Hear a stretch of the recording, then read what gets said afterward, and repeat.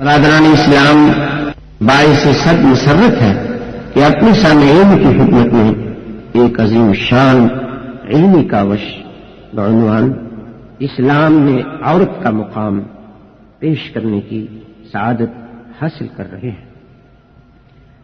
یہ اس موضوع پر شیخ حرم فضیلت الشیخ محمد خیر حجازی المعروف شیخ مکی کے بیش قیمت دروس کا مجموعہ ہے جو بلد اللہ الحرام مکہ مکرمہ میں دیے گئے۔ حق تعالی شانہ سے دعا ہے کہ وہ اس مبارک سلسلے کو قبولیت بخشیں اور اس سے برادران اسلام کو زیادہ سے زیادہ مستفید ہونے کی توفیق مرحمت فرمائیں۔ اب آپ اس مبارک سلسلے کا پہلا حلقہ سماعت فرمائیں۔ الحمد للہ وکفا والصلاة والسلام علی خاتم الانبیاء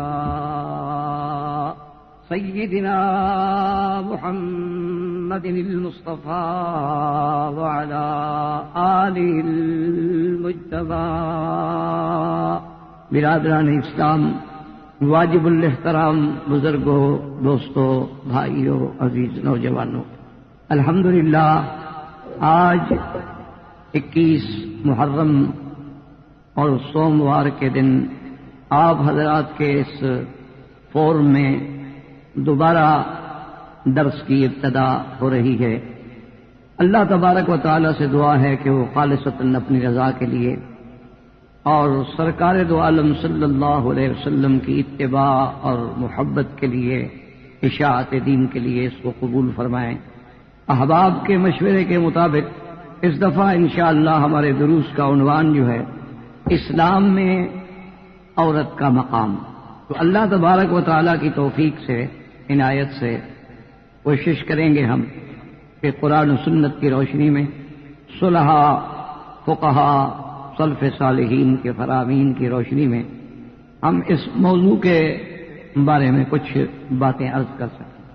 سب سے پہلی بات تو آپ یہ ذہن میں رکھ لیں کہ تمام دنیا میں ہزاروں سال گزر چکے، جیسے بعض لوگ کہتے ہیں کہ 6000 سال گزرے ہیں، اللہ عالم، اور یہ تو حقیقت ہے کہ زیادہ گزر چکا ہے اور تھوڑا باقی رہ گیا ہے، یعنی اس دنیا کو ختم ہونے کا وقت جو ہے اب زیادہ بیت گیا ہے اور تھوڑا باقی۔ علامات قیامت میں سے بڑی بڑی نشانیاں گزر چکی ہیں اور بڑی بڑی نشانیاں اب ہمارے سامنے ہیں اور بڑی بڑی نشانیاں آنے والی۔ تو اس سارے مرور زمانے میں جو زیادہ تر تہذیبیں روح شناس ہوئیں، معروف ہوئیں، جن کا مقصد یہ ہے کہ تاریخوں میں، کتابوں میں ذکر آیا، کیونکہ ایسی بھی تو بہت ساری قومیں ہیں نا کہ جن کا ذکر ہی نہیں، جیسے عرب باعدہ ہیں، یعنی وہ عرب جن کو ہلاک کر دیا گیا، اللہ نے ہلاک کر دیا، ان کا نسل، ان کا نام تک بھی باقی نہیں۔ اسی طرح بڑی بڑی اقوام ہیں، جیسے قوم عاد ہے، قوم ثمود ہے، قوم لوط ہے، قوم شعیب ہے، قوم فرعون ہے، تو ان کا معظم حصہ جو ہے بالکل ختم کر دیا گیا۔ اگر اللہ قرآن پاک میں ذکر نہ فرماتے تو کسی کو پتہ ہی نہیں چلتا کہ کیا ہوا، یعنی کون جانتا کہ قوم عاد کون تھی۔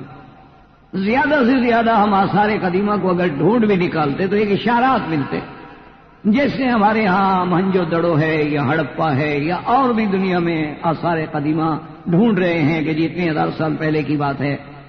لیکن یہ تو اللہ کی عنایت تھی کہ اللہ نے انباء غیب میں اپنے سب سے محبوب پیغمبر، افضل الانبیاء، سید الرسل، امام الانبیاء، خاتم الانبیاء حضرت محمد مصطفیٰ صلی اللہ علیہ وسلم سے پر اقوام عالم کا ایک تذکرہ فرما دیا قرآن میں کہ ہمیں معلوم ہو گیا۔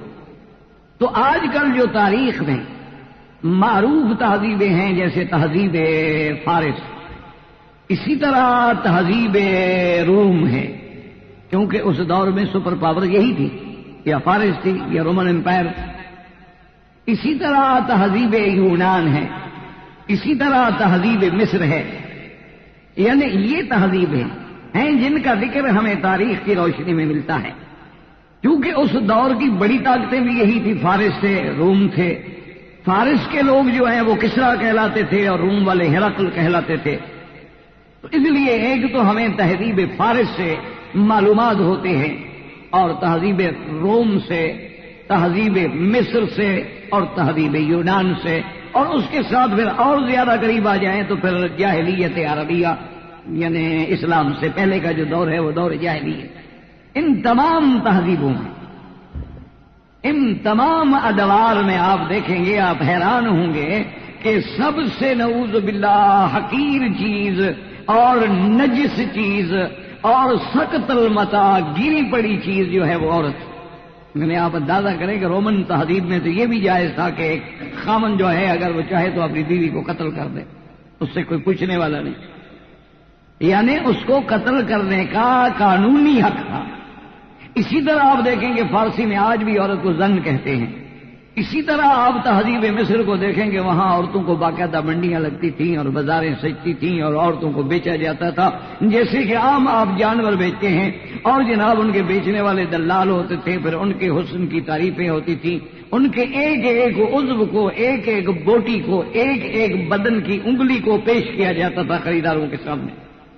اسی طرح تہذیب یونان ہے، اور اسی طرح آپ دیکھیں کہ زمانہ جاہلیت عربیہ ہے، یعنی اسلام سے قبل کا زمانہ، کہ ان کے نزدیک عورت جو ہے وہ اتنی نعوذ باللہ قابل مذمت چیز تھی کہ اللہ نے خود قرآن میں بیان فرما دیا ہے کہ اذا بشر احدهم بالانثى، کہ اگر کسی کو خبر ملتی کہ تیرے گھر میں لڑکی ہوئی ہے، ظل وجهه مسودا وهو كظيم، تو چہرہ سیاہ ہو جاتا اور وہ جناب غصے سے بھر جاتا اور غصے کو پی رہا، یتوارا من القوم، اپنے لوگوں سے، قبیلے سے، دوستوں سے منہ چھپاتا پھر رہا ہے کہ اب میں کیا کہوں گا کہ میرے گھر میں لڑکی ہوئی۔ یعنی وجود زن جو ہے، وہ لڑکی کا پیدا ہونا اس کے لیے اتنا قابل مذمت ہے، اتنا کا عیب ہے، نفرت ہے کہ وہ اپنی برادری کو منہ نہیں دکھا سکتا۔ اور اس کے بعد ایک قدم اور آگے بڑھیں کہ زمانہ جاہلیت کا یہ عالم تھا کہ اگر لڑکی پیدا ہوتی تو پہلے تو کوشش یہ ہوتی تھی کہ پیدائش کے وقت میں ہی اس کا گلا گھونٹ کے مار دیا جائے، اور یہ بات ہمیں باقاعدہ کتابوں میں ملتی ہے کہ جب عورت کے پیدا ہونے کا وقت آتا تھا تو اس زمانے میں اس قسم کے کلینک تو تھے نہیں، زچہ بچہ کی ہاسپٹل کا انتظام نہیں تھا، اور گھروں میں دایا عورتیں آتی تھیں اور گھروں میں ہی ولادتیں ہوتی تھیں، تو وہ یہ کرتے تھے کہ باقاعدہ ایک گڑھا کھود کے اس عورت حاملہ کو وضع حمل کے وقت وہاں قریب میں لٹایا جاتا کہ اگر ولادت کے وقت میں لڑکی ہے تو وہی گلا گھونٹ کے کھڈے میں ڈال دے، اور اگر لڑکا ہے تو اٹھا لیا جاتا اور مبارکباد اور سب، کیونکہ وہ یہ کہتے کہ جی یہ عورت جو ہے آخر اس کا کیا ہے، نہ تو یہ دست و بازو بن سکتی ہے، نہ ہمارے دشمنوں سے لڑنے میں ہمارے کام آ سکتی ہے، نہ ہمارے ساتھ محنت و مشقت کا کام کر سکتی ہے، اس کو گھر میں بٹھاؤ اور کھلاؤ اور جوان کرو اور پھر شادی کرو رہے گا اور غیر آدمی کے حوالے کر دو۔ اسی طرح مذہب مجوس میں، مجوس کہتے ہیں آگ پرست، جنہیں آپ آتش پرست کہتے ہیں، آج بھی وہ لوگ موجود ہیں، پارسی کہلاتے ہیں، آج بھی وہ کافی یعنی بہرحال انڈو پاک میں موجود ہیں اور وہ اپنے آپ کو پارسی کہلاتے ہیں، ان کے بڑے بڑے کاروبار ہیں، بزنس ہیں، لیکن ان کا ایک عقیدہ ہے کہ وہ سب کچھ جو ہے وہ آگ کو سمجھتے ہیں۔ وہ کہتے ہیں حرارت ہے تو بندہ ہے نا، حرارت نہیں تو بندہ مر گیا، گاڑی میں حرارت ہے تو گاڑی چلے گی، ٹھنڈی ہوگی تو کھڑی ہو جائے گی۔ تو کہتے ہیں کہ ساری چیزوں کا، اس نظام کو چلانا جو ہے یہ حرارت ہے، حرارت علامت حیات ہے اور برودت علامت موت ہے، اور جو چیز حرارت پہنچانے والی ہے لہذا اسی کی پوجا کر رہے ہیں۔ شیطان بھی تو بڑا ملعون ہے نا، اللہ نے اس کو آگ سے پیدا کیا، اسے آگ کا پوجا کروا دیا، اللہ تبارک و تعالیٰ نے شیطان کو آگ سے پیدا کیا ہے نا، تو اس لیے اس نے آگ کو بھی نعوذ باللہ یعنی قابل پرستش بنا دیا، قابل عبادت بنا دیا، کہ ان کے باقاعدہ جو معبد ہوتے ہیں ان کے اندر ایک خاص سسٹم سے اہتمام کیا جاتا ہے کہ وہ آگ بجھے نہیں، اگر آگ بجھے تو بہت بری بات ہے ان کے لیے، آگ جلتی رہنی چاہیے۔ تو بہرحال تو جو مجوس ہیں ان کے نزدیک تو یہ عالم ہو گیا تھا کہ وہ یہ کہتے تھے کہ بھئی اب لڑکی ہمارے گھر میں پیدا ہوئی ہے، ہم نے اس کو پالا ہے، پوسا ہے، جوان کیا ہے، اب ایک اور لڑکے کو ہم دے دیں، کسی غیر کو پکڑ کے دے دیں، یہ کیا بات ہوئی؟ لہذا وہ بہن کا نکاح بھائی سے کر دیتے تھے کہ گھر کا مال ہے گھر میں رہے، یعنی اس طرح انہوں نے عورت کا استحصال کیا کہ ایک گھر میں ہے، وہ پھر اپنے بھائی کی نعوذ باللہ بیوی بن گئی۔ اسی لیے وہ جو ایک بہت بڑا مشہور واقعہ ہے حضرت عبداللہ ابن المبارک کا، جو امیر المؤمنین فی الحدیث ہیں اور استاد ہیں امام بخاری رحمۃ اللہ علیہ۔ عبداللہ ابن المبارک اتنا بڑا آدمی ہے کہ اس کا لقب ہے امیر المؤمنین فی الحدیث، یعنی حدیث میں بادشاہ ہے، اور استاد ہیں امام بخاری رحمۃ اللہ علیہ کے اور بعض علماء اور محدثین نے لکھا ہے کہ اللہ کا اتنا مقبول بندہ ہے کہ اس کا ذکر کرو تو اللہ کی رحمت آ جاتی ہے. یعنی عبداللہ ابن المبارک رحمۃ اللہ علیہ اتنی شان والے ہیں اور اتنا بڑا مقام ہے ان کا کہ آپ خود اندازہ کریں کہ آخر امام بخاری جیسا انسان، عظیم انسان، حافظ الحدیث اور اتنا بڑے مرتبے والا جس کا شاگرد ہو، اور یہ بھی اپنے دماغ میں رکھ لیں کہ امام ابو حنیفہ کا شاگرد ہے. اللہ نے امام ابو حنیفہ کو اتنا بڑا مقام دیا تھا کہ یہ عبداللہ ابن المبارک امام ابو حنیفہ کے شاگرد ہیں، امام بخاری شاگردوں کا شاگرد ہے. اللہ نے یہ عظمت دی تھی امام صاحب. حتیٰ کہ عبداللہ ابن المبارک رحمۃ اللہ علیہ فرماتے ہیں کہ میرے جو شیخ تھے ان کو امام ابو حنیفہ رحمۃ اللہ علیہ کے بارے میں کافی اشکالات تھے، اور اگر کوئی امام صاحب کا نام لیتا تو ناراض ہو جائے. کہتے ہیں ہاں وہ اس کی بات کر رہے ہو ابو حنیفہ کی، وہ تو صاحب الرائے ہے، وہ تو اپنی رائے کو ترجیح دیتا ہے اور حضور کی حدیث کو چھوڑ دیتا ہے، وہ تو حدیث رسول کو چھوڑ دیتا ہے اور اپنی رائے کو نعوذ باللہ حدیث میں مقدم سمجھتا ہے. آج بھی لوگوں کے دماغ میں ہیں، جو لوگ 2 حدیثیں پڑھ لیتے ہیں وہ بھی ماشاءاللہ خود مجتہد بن جاتے ہیں، فیصلے کرتے ہیں. تو عبداللہ ابن المبارک فرماتے ہیں کہ میرے لیے ایک بہت بڑا مسئلہ ہو گیا کہ میرا شیخ ہے اور امام ہے اور اتنا بڑا محدث زمان ہے، اور وہ امام ابو حنیفہ رحمۃ اللہ علیہ کے بارے میں بدظنی رکھتے ہیں، اور امام ابو حنیفہ میرے استاد ہیں. تو فرماتے ہیں کہ میں نے امام ابو حنیفہ رحمۃ اللہ علیہ کے کچھ مسائل اور ان کی تحقیق، ان کا استخراج، ان کا استنباط، ان کے اجتہادات، کچھ مسائل کاغذ پہ لکھے اور وہ میں ہاتھ میں رکھ لیتا. ایک دفعہ استاد کی نظر پڑ گئی تو پوچھا بھائی یہ کیا ہے؟ میں نے کہا جی کچھ مسئلے لکھے ہوئے. تو پھر میں اچھا مجھے دے دو، میں بھی یہ مسائل دیکھنا چاہتا ہوں، کیا لکھا ہوا ہے تم نے. وہ جانتے تھے کہ میرا یہ شاگرد بھی تو عبداللہ ابن المبارک ہے نا. تو حضرت عبداللہ ابن المبارک فرماتے میں تو خود یہی چاہتا تھا. تو میں نے جلدی سے وہ کاغذ اپنے شیخ کے سپرد کر دیے. صبح کی نماز پڑھ کے جب آئے تو میں نے دیکھا کہ شیخ کا چہرہ کھلا ہوا ہے، اور مجھے کہا عبداللہ مبارک ادھر آؤ، یہ کس عالم نے یہ مسئلے حل کیے ہیں؟ واللہ یہ تو کمال ہے، یہاں تک تو ہمارا دماغ ہی نہیں پہنچا ہے. میں نے کہا یہ ابو حنیفہ نے تو کیے. انہوں نے کہا یہ ابو حنیفہ نے کیے ہیں. تو اللہ مجھے معاف کرے جب میں ان کے خلاف سوء ظن رکھتا تھا، اور ان کو نہیں چھوڑنا، سارا علم اسی سے حاصل کرنا. تو بہرحال عبداللہ ابن مبارک رحمۃ اللہ علیہ فرماتے ہیں کہ میں نے خواب دیکھا، سرکار دو جہاں صلی اللہ علیہ وسلم کی زیارت ہوئی، اور حضور صلی اللہ علیہ وسلم نے مجھے خواب میں ارشاد فرمایا کہ عبداللہ ابن المبارک تم شام کے فلاں علاقے میں جاؤ، وہاں ایک شخص ہے اس کا نام ابراہام ہے، اور اس کو جا کے میری طرف سے خوشخبری دے دو کہ قیامت میں تیرا گھر جو ہے ہمارے نبی محمد عربی کے گھر کے قریب ہوگا.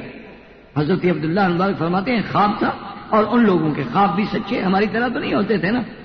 ہم تو سارا دن غلط خیالات میں الجھے رہتے ہیں، غلط باتوں میں، ناول پڑھنے میں، ڈائجسٹ پڑھنے میں، اخبارات پڑھنے میں، غلط فوٹو دیکھنے میں، ٹی وی دیکھنے میں، انٹرنیٹ پہ چیٹنگ کرنے میں. تو خواب بھی تو وہی آئیں گے نا.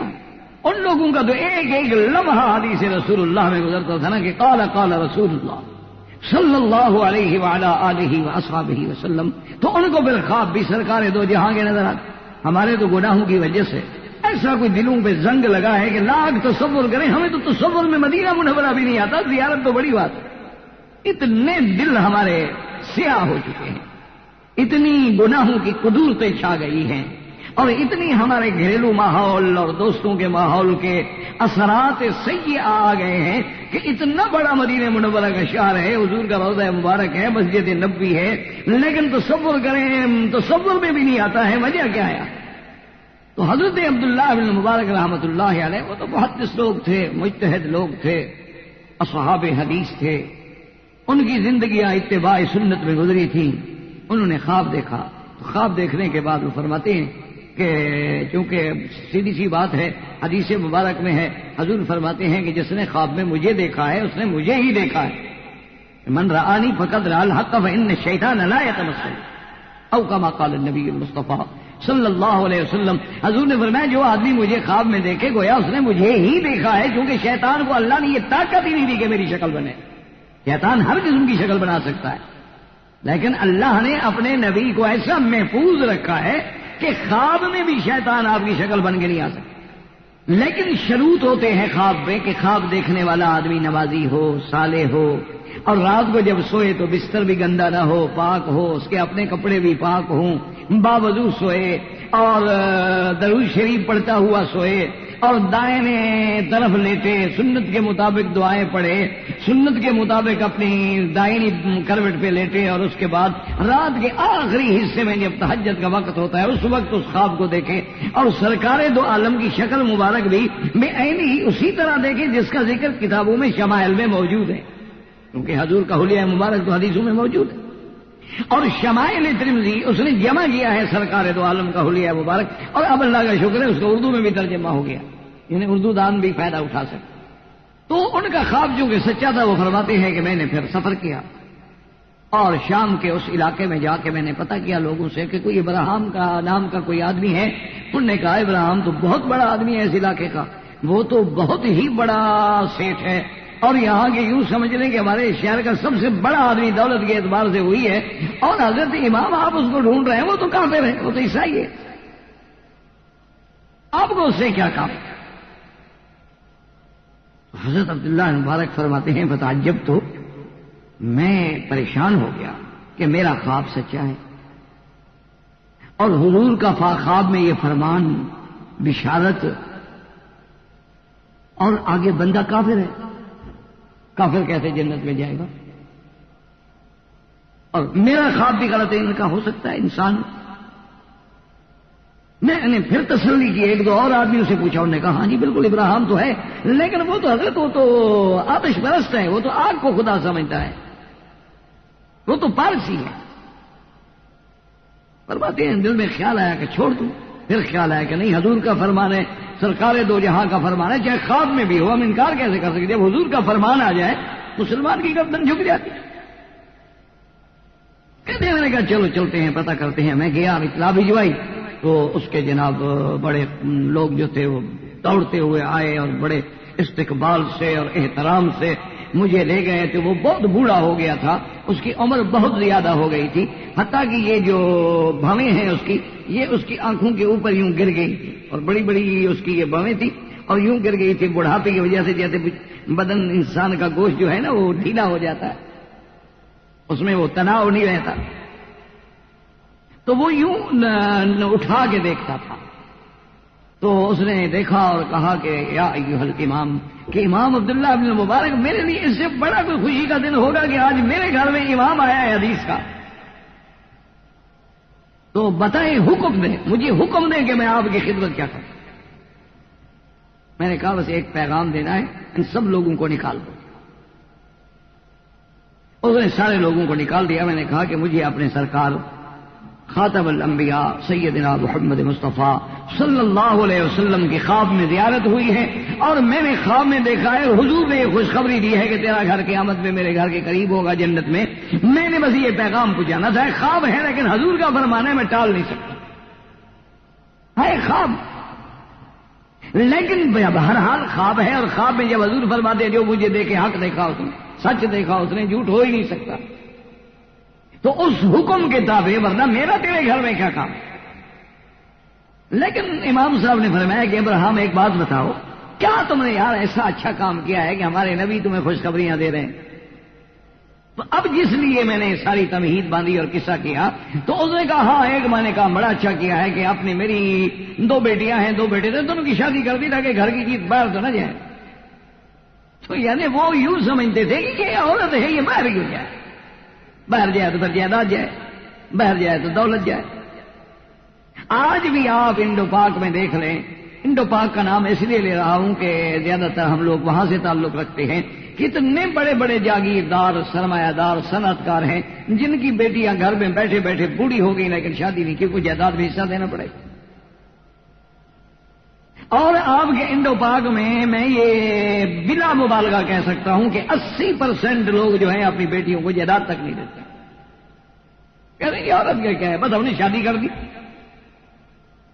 لڑکی کو پالا پوسا اور اس کی شادی پہ جناب اپنے اتنا جہیز دیا، اتنا خرچ کیا، اب وہ پھر ہماری جائیداد میں بھی وارث ہے، تو جہیز کا کیا تعلق ہے میراث سے؟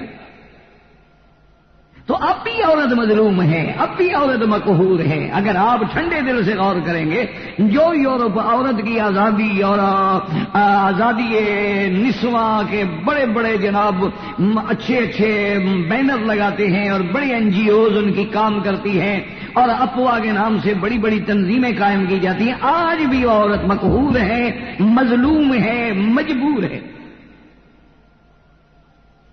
تو حضرت عبداللہ ابن المبارک رحمۃ اللہ علیہ نے فرمایا، اس نے کہا کہ بہرحال ہماری شریعت میں تو یہ حرام ہے.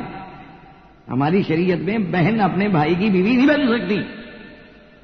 یہ تو کوئی ایسا کام نہیں جس کی وجہ سے تمہیں ایسی خوشخبری ملے. تو اس نے کہا کہ ہاں عبداللہ ابن المبارک، مجھے ایک بات یاد آئی ہے.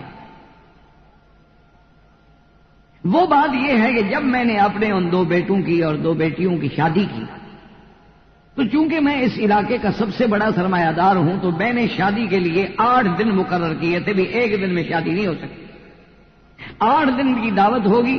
اور پھر میں نے علاقے تقسیم کر دیے تھے کہ بھی اس علاقے کی دعوت فلاں دن ہے، اس کے بعد نمبر 2، پھر نمبر 3، پھر نمبر 4، پھر نمبر 5. یہ صنعت کار، یہ سرمایہ دار، یہ زمیندار، یہ تاجر، یہ آمد الناس، یہ آفیسر، یہ فلاں. 8 دن تک میری وہ شادی کی جو کھانے تھے وہ صبح شام دن رات جناب چلتے رہے، اور ہزاروں لوگوں نے استفادہ کیا. تو ایک دن شام کو میں اپنے ملازم کے ہمراہ روزانہ میں تھوڑی بہت سی سیر کر لیتا ہوں، اپنی بگھی میں بیٹھ کے چلا جاتا ہوں، اور کسی جگہ جا کے تھوڑا بہت پیدل بھی چل لیتا ہوں، پھر بگھی میں پھر آ کے آ جاتا ہوں. میں جا رہا تھا تو ایک جگہ میں نے دیکھا کہ کچھ رونے کی آواز آ رہی ہے. میں نے بگھی روک دی، قریب گیا تو ایک گھر سے رونے کی آواز آ رہی.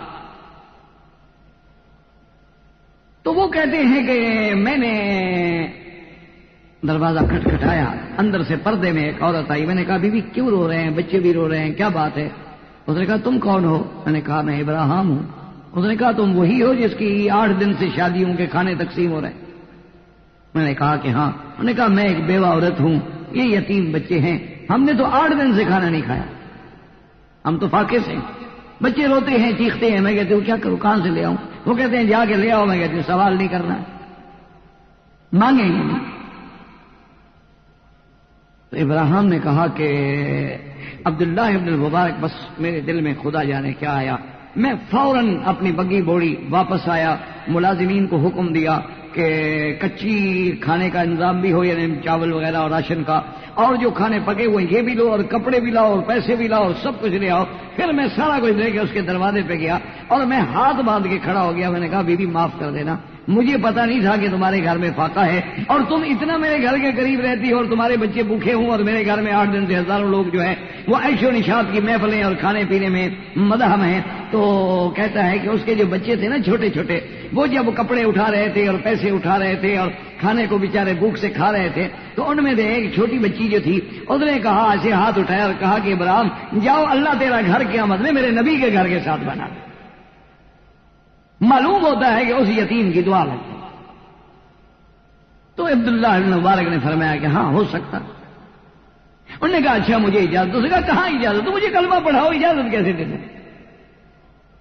اب اتنی بڑی خوشخبری لائے ہو اور پھر مجھے اس جہنم کے دروازے چھوڑ کے جا رہے. تو حضرت عبداللہ ابن مبارک کے ہاتھ پہ وہ مسلمان ہوئے. گو یہ مستطرف کتاب میں ایک واقعہ آیا ہے، اور اس کے حقائق کا علم تو اللہ کو ہے، چونکہ ایک تاریخی کتاب ہے، اس کا تعلق کوئی حدیث و قرآن سے تو ہوتا نہیں ہے.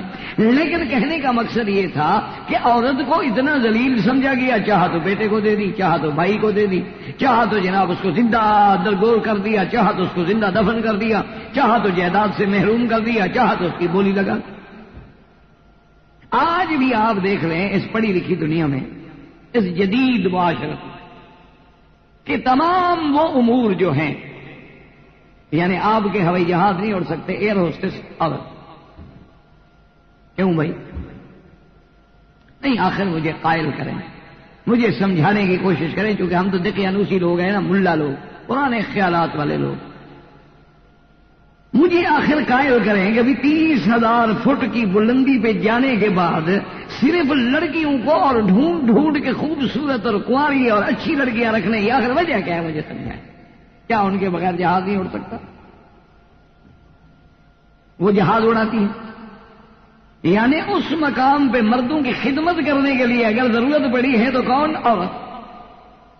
اور آپ تو سفر کرتے ہیں نا جی، مثال کے طور پر آپ نے انڈیا چلے گئے، بنگلہ دیش چلے گئے، پاکستان چلے گئے یا امارات چلے گئے، آپ ذرا باہر کی سفر کریں نا، جب یورپ کے سفر کریں، امریکہ کے سفر کریں، جہاں 14 گھنٹے کی فلائٹ ہوتی ہے، اور جناب جہاں شراب کھلا ہے، اور جناب پورے اس جہاز کے اندر ان کو بالکل اوپن تمام قسم کے ڈرنک جو ہیں مل رہے ہیں، اور جب وہ آدمی پی کے بے قابو ہو جاتے ہیں، وہ ان عورتوں کے ساتھ کیا کرتے ہیں؟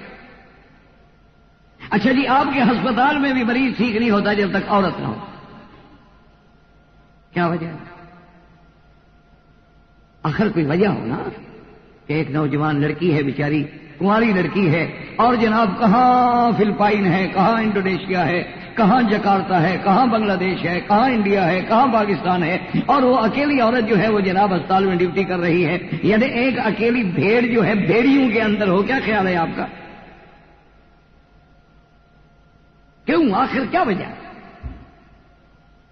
اچھا، اور جتنے بڑے گیمبلنگ کے اڈے ہیں، جتنے بڑے، آپ اٹلانٹک سٹی چلے جائیں، آپ لاس ویگاس چلے جائیں، آپ جناب دنیا کے جتنے بڑے جوئے کے مراکز ہیں، یعنی جہاں سب سے بڑے جوئے کے مراکز ہیں اور جوئے کے انواع ہوتے ہیں، وہاں سلاٹ مشینیں ایسی لگی ہوتی ہیں جیسے کہ فوج کھڑی ہو، اور یہ رولے ہے، اور یہ بانکو پاٹو ہے، اور یہ جناب بلیک جیک ہے، اور یہ اقسام ہیں جوئے کے، اور کھلانے والی کون ہے؟ لڑکیاں اور اریاں لباس. اور جو بڑی بڑی ٹیبل ہیں جن پر زیادہ جوا لگتا ہے، ملینز میں شروع ہوتا ہے، وہاں بالکل اریاں لڑکیاں کھڑی ہیں. وہ جاب پیش کریں گی، وہ آپ کو ساتھ بیٹھیں گی، وہ آپ کو، اس کے اندر چاہے جہنم جل رہا ہو لیکن وہاں سے ایک بیچاری پیسے دینے. یہ ترقی ہے. اسی کا نام عورت کا مقام ہے کہ 20 سال تک ایک بوائے فرینڈ کے ساتھ رہتی ہے، 20 بچے جنتی ہے، بیوی نہیں ہے، کوئی قانونی تحفظ نہیں، فرینڈ ہے، دوست ہے، چلا گیا. بچے بھی پیدا ہو رہے ہیں، 20 سال اس کی خدمت کر رہی ہے، اولاد ہو رہی ہے، لیکن نکاح نہیں ہوتا، کیونکہ وہ جو مر گیا وہ کہتا جی میں وہ ذمہ داری نہیں لے سکتا، کیونکہ یہاں کا قانون یہ کہتا ہے کہ مطلقہ کو پھر ساری زندگی خرچہ دینا ہے اور آدھی جائیداد کا شریک کرنا ہے نکاح میں، تو میں اس کو اپنی پراپرٹی کا شریک کیوں بناؤں؟ اس کی تم عزت لوٹ رہے ہو لیکن پراپرٹی کا شریک بنانا نہیں چاہتے ہو. یہ عزت ہے. یعنی آپ اندازہ کریں، ایک ہے نا یہ تصورات اور جناب اشتہارات اور فلاں. اچھا، اسی طرح آپ دیکھیں کہ دنیا کی کوئی ادنا سے ادنا چیز آپ نہیں بیچتے مگر اوپر عورت کا فوٹو لگائیں. سگریٹ بیچو، عورت کا فوٹو لگائیں. یعنی اس سے بڑی بے حیائی کی دنیا میں کوئی بات ہوگی کہ مردوں کی طاقت کی دوا بیچو تو ساتھ فوٹو عورت کا ہے. یہ عورت کی عزت ہے، یہ مقام ہے عورت کا. اور آج بھی ہمارے ہاں دیہاتوں میں سمجھا جاتا ہے کہ عورت کیا ہے جی، پاؤں کی جوتی ہے، جب چاہو بدل دو. عورت کیا ہے؟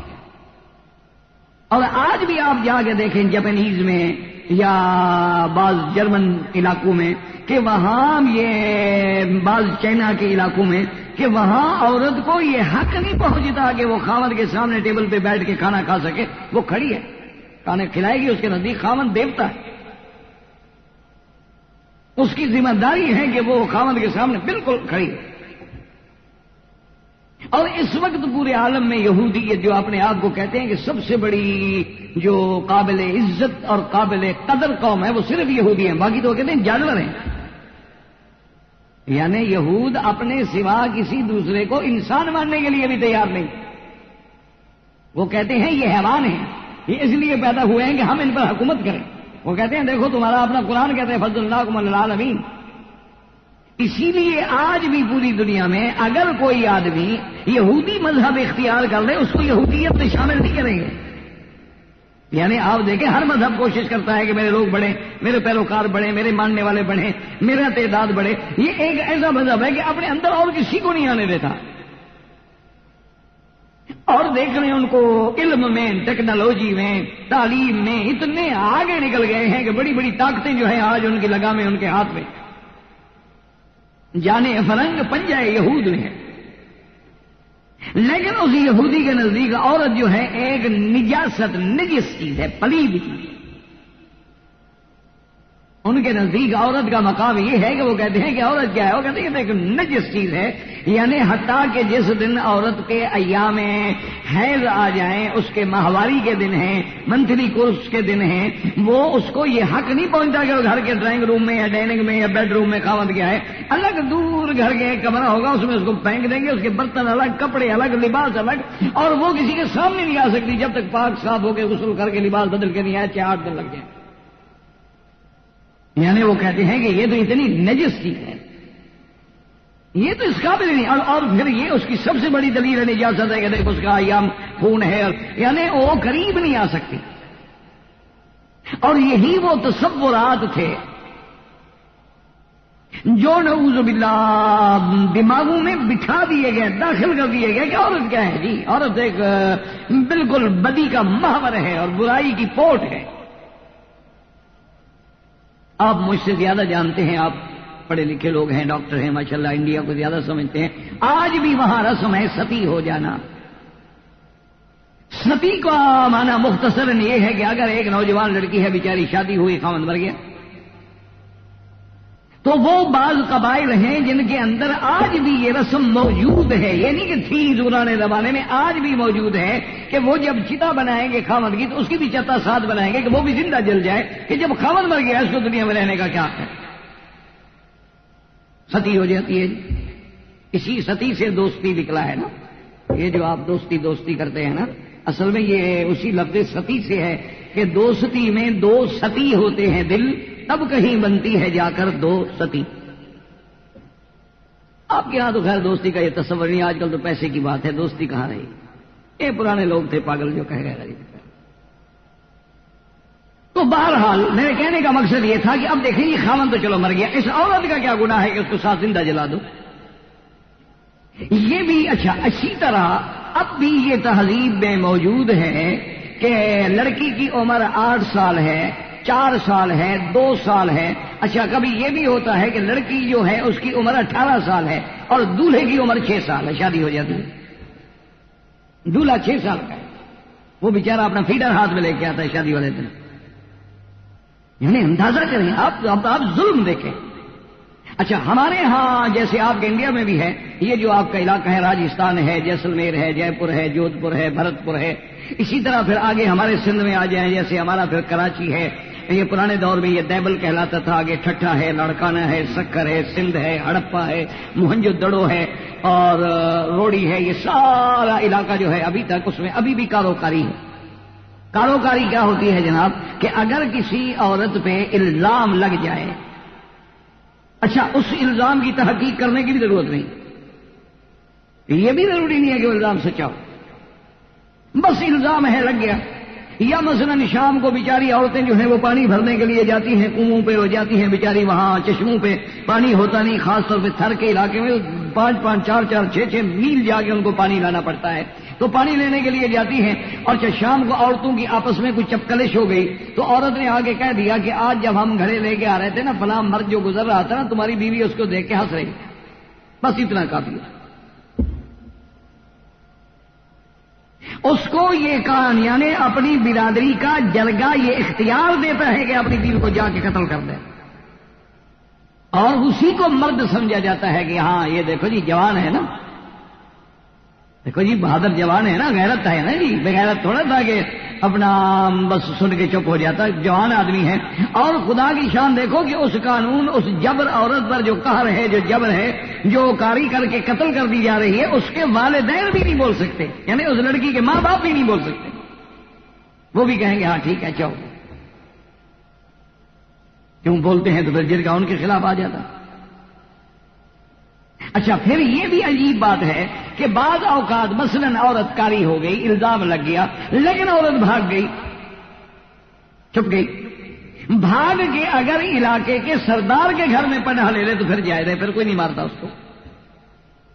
اور سردار کے گھر میں جناب 200 کاری عورتیں ہوتی، 100 عورت ہے، 200 عورت ہے، 300، جتنا بڑا سردار اتنا عورتیں دیا تھا۔ اور پھر سردار کیا کرے گا؟ جب تک اس کا اپنا دل رہے گا، کوئی اس قابل ہوگی تو سردار کی نظر، ورنہ سردار کے نوکروں کی نظر، سردار کی اولاد کی، رشتہ داروں کی نظر، جو اس کے بعد بالکل کسی قابل نہیں رہے گی، کسی کو بیچ دے گا 10,000 20,000 کی، جیسے آپ بھیڑ بیچتے ہیں، بکری بیچتے ہیں، عورت بیچتی، اب ہوتا ہے، اس دور میں ہوتا ہے جسے آپ آزادی کا دور کہتے ہیں، جسے آپ جناب علم کا دور کہتے ہیں، یہ اس دور میں ہو رہا ہے عورت کے ساتھ۔ اور جاہلیت میں تو اس سے آگے ہے کہ اگر کوئی لڑکی پیدا ہو گئی تو پیدا ہونے کے بعد بھی اس کو معاف نہیں کیا جاتا تھا۔ 2 سال گزر گئے، 4 سال گزر گئے، 5 سال گزر گئے، بڑی ہو گئی تو باپ اس کو طریقے سے لے جاتا اور جنگل میں جا کے گڑھا کھودتا اور گڑھا کھود کے اس کی گردن پہ خود اپنی تلوار چلا کے اس کو دفن کر دیتا۔ حتیٰ کہ ایک آدمی اسلام لانے کے بعد حضور صلی اللہ علیہ وسلم کی خدمت میں آیا اور کہنے لگا کہ یا رسول اللہ، میں نے اپنی 5 لڑکیوں کو اپنے ہاتھ سے زندہ دفن کر دیا۔ زندہ درگور کا معنی یہی ہوتا ہے، گور معنی قبر، کہ زندہ کو قبر میں ڈال دو۔ حضور صلی اللہ علیہ وسلم حدیث میں آتے ہیں فبکا رسول اللہ، حضور رونے لگے، تمہیں نام بھی نہیں آیا، اپنی بیٹیوں کو تم نے زندہ دفن کر دیا۔ اس نے کہا حضور اس سے آگے سنیں، میں اپنی لڑکی کو لے کے گیا، پہلے میں جنگل میں جا کے اس کے لیے گڑھا وڑا تیار کرایا، میں اس لڑکی کو لے کے گیا اور بڑے طریقے سے اور پھسلا پھسلو کے، اور جب اس گڑھے کے قریب میں گیا تو گڑھے کو میں نے کہا تھا کہ اسے شک نہ ہو کہ مجھے یہ مارنے کے لیے لایا ہے یا کیا بات ہے، تو میں گڑھے میں اترا اور میں نے اس کی مٹی کی صفائی کرنی شروع کر دی، تو وہ مٹی اڑ کے جب میرے منہ پہ پڑے تو وہ بچی اپنا دوپٹہ لے کے میرا منہ صاف کرے کہ ابا جان تمہارے منہ پہ مٹی پڑ رہی ہے۔ حضور نے پھر بھی تو میرا ہم نہیں آئے گا، یا رسول اللہ نہیں آیا، میں نے پھر بھی زندہ دفن کر۔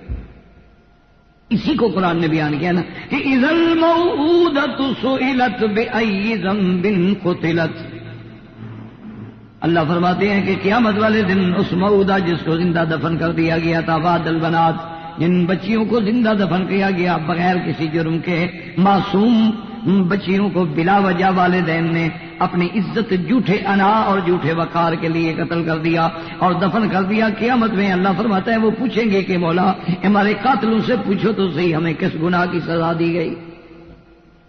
اذ الموءودۃ سئلت بأی ذنب قتلت، کہ میں کس گناہ کی وجہ سے قتل کی گئی۔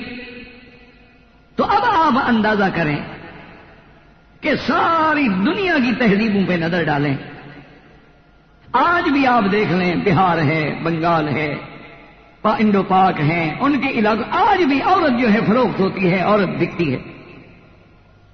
آج بھی عورت کو جوئے پہ لگایا جاتا ہے، جواری کے پاس پیسے ختم ہو گئے، اس نے کہا ٹھیک ہے بادی میں پیسہ تو نہیں ہے بھی لگاتا ہوں، یعنی گویا بیوی اس کی ملکیت ہے، وہ جو چاہے جوئے میں ہار دے۔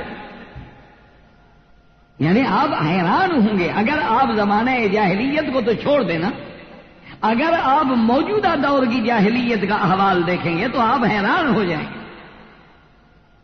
اسی طریقے سے اب آپ دیکھیں کہ آپ نے دیکھا ہوگا کہ ہمارے ہاں ہمارے ملکوں میں جب شادیاں ہوتی ہیں جو تصور ہوتا ہے کہ بھئی اس دن دولہا جو ہے اس کو گھوڑے پہ بٹھایا جاتا ہے اور آگے بینڈ باجے ہوتے ہیں اور بڑے تم تراک سے بارات آتی ہے اور جناب اس کا بہت بڑا لمبا ماشاءاللہ اس نے پگڑی سر پہ رکھی ہوتی ہے۔ ساری زندگی غریب نے تو سر پہ کپڑا نہیں رکھا ہوتا تو شادی والے دن اس کو پگڑی رکھنی پڑتی ہے اور وہ گھوڑے پہ چاہے کبھی زندگی میں بھی غریب کھوتے پہ بنا بیٹھا ہو لیکن اس غریب کو گھوڑے پہ ضرور بٹھائیں گے۔ جب وہ وہیں بیٹھے بیٹھے آدھا خون اس کا ختم ہو جاتا ہے غریب کا، ابھی گھوڑے پہ چڑھا ہی نہیں غریب، اس کو کیا پتا گھوڑے پہ کیا بیٹھنا ہے۔ وہ بیچارہ اچھا لوگ سمجھتے ہیں نئی شادی ہے نا، شرما رہا ہے، وہ مر رہا ہے، شرما کیا رہا ہے بیچارہ، وہ شرمائے تو عورت چلو بھی وہ دلہا کیوں شرمائے، وہ غریب بیٹھے ہوتے ہیں اوپر کے اب گرا اور پھر آگے جناب پورے اس کے ہاتھ ڈالے ہوئے ہیں، وہ بالکل اندھا ہے، نظر بھی کچھ نہیں آتا، آنکھوں پہ یعنی پٹی باندھی ہوئی ہے، گھوڑے پہ بیٹھا۔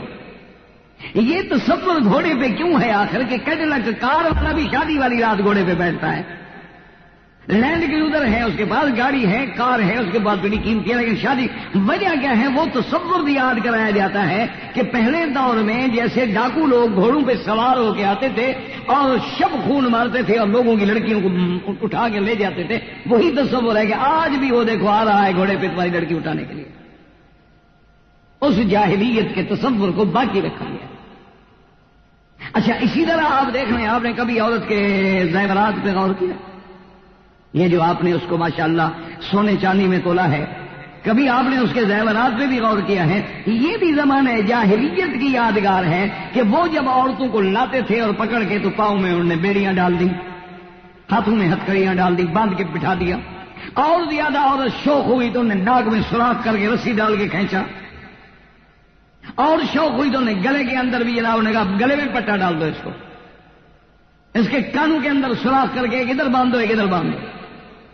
یہ اس دور کے ڈاکو جو تھے، جو بڑے بڑے ڈاکو تھے، بڑے بڑے جابر جبار قسم کے وحشی لوگ تھے، وہ اس طرح عورتوں کو سزائیں دیتے تھے نعوذ باللہ۔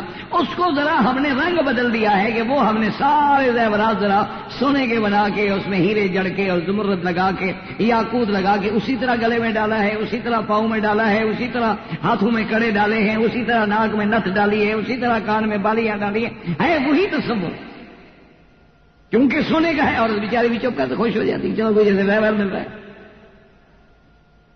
ورنہ آخر مجھے بتائیں کہ کیا ضرورت ہے آخر اتنے زیورات کی کہ پاؤں میں لازمن ہو، انگوٹھوں میں لازمن ہو، ہاتھ کی انگلیوں میں بھی لازمن ہو، ہاتھوں میں بھی لازمن ہو، اور گلے میں بھی لازمن ہو، کانوں میں بھی سوراخ کر کے ڈالا جائے، ناک میں بھی سوراخ کر کے ڈالا جائے، وجہ کیا ہے؟ اچھا لگتا ہے تو مرد کیوں نہیں کرتا؟ مرد بھی اپنے سوراخ کروا لے، کان میں بھی ناک میں بھی، اگر یہ اچھا لگتا ہے، خوبصورت لگتا ہے۔ آج کل کچھ کرتے ہیں وہ تو خیر مخنث ہوتے ہیں نا، جو اپنے آپ کو عورتیں بنا کے پیش کرنا چاہتے ہیں، وہ بھی بڑے بڑے بالے کان میں ڈالے ہوتے ہیں، وہ تو خیر یعنی ان لوگوں میں ہے نا جنہیں عربی میں مخنث کہا جاتا ہے۔ یہ وہ لوگ ہیں اللہ معاف فرمائے کہ جو مرد ہو کر عورتوں کی تشبیہ بناتے ہیں اور عورتیں مردوں کی بناتی ہیں۔ تو میرے کہنے کا مقصد یہ ہے کہ ہم نے پورے ادوار پہ نظر ڈالیں، رومن امپائر پہ نظر ڈالیں، فارس پہ نظر ڈالیں، یونان پہ نظر ڈالیں، مصر پہ نظر ڈالیں، ہندو تہذیب پہ نظر ڈالیں، آریائی تہذیب پہ نظر ڈالیں، زمانہ جاہلیت کی تہذیب پہ نظر ڈالیں، یہودیت پہ نظر ڈالیں، نصرہ، کسی میں بھی کیا عورت کو کوئی مقام ملا ہے؟ کوئی تاریخ، کوئی کتاب اٹھا کے دیکھ لیں۔ یہ شرف جو ہے عورت کو، یہ مرتبہ جو ہے عورت کو دیا ہے اگر تو صرف اسلام نے دیا، کہ اسلام نے آگے عورت کا ایک مقام بنایا ہے۔ اسلام نے آگے بتایا ہے کہ عورت ماں بھی ہوتی ہے، عورت بہن بھی ہوتی ہے، عورت بیٹی بھی ہوتی ہے، عورت بیوی بھی ہوتی ہے، اور اسلام نے اس کے حقوق کی وضاحت کی ہے کہ عورت کے حقوق کیا ہے، بحیثیت ماں کے حقوق کیا ہے، بحیثیت بہن کے حقوق کیا ہے، بحیثیت بیٹی کے حقوق کیا ہے، بحیثیت بیوی کے حقوق کیا ہے۔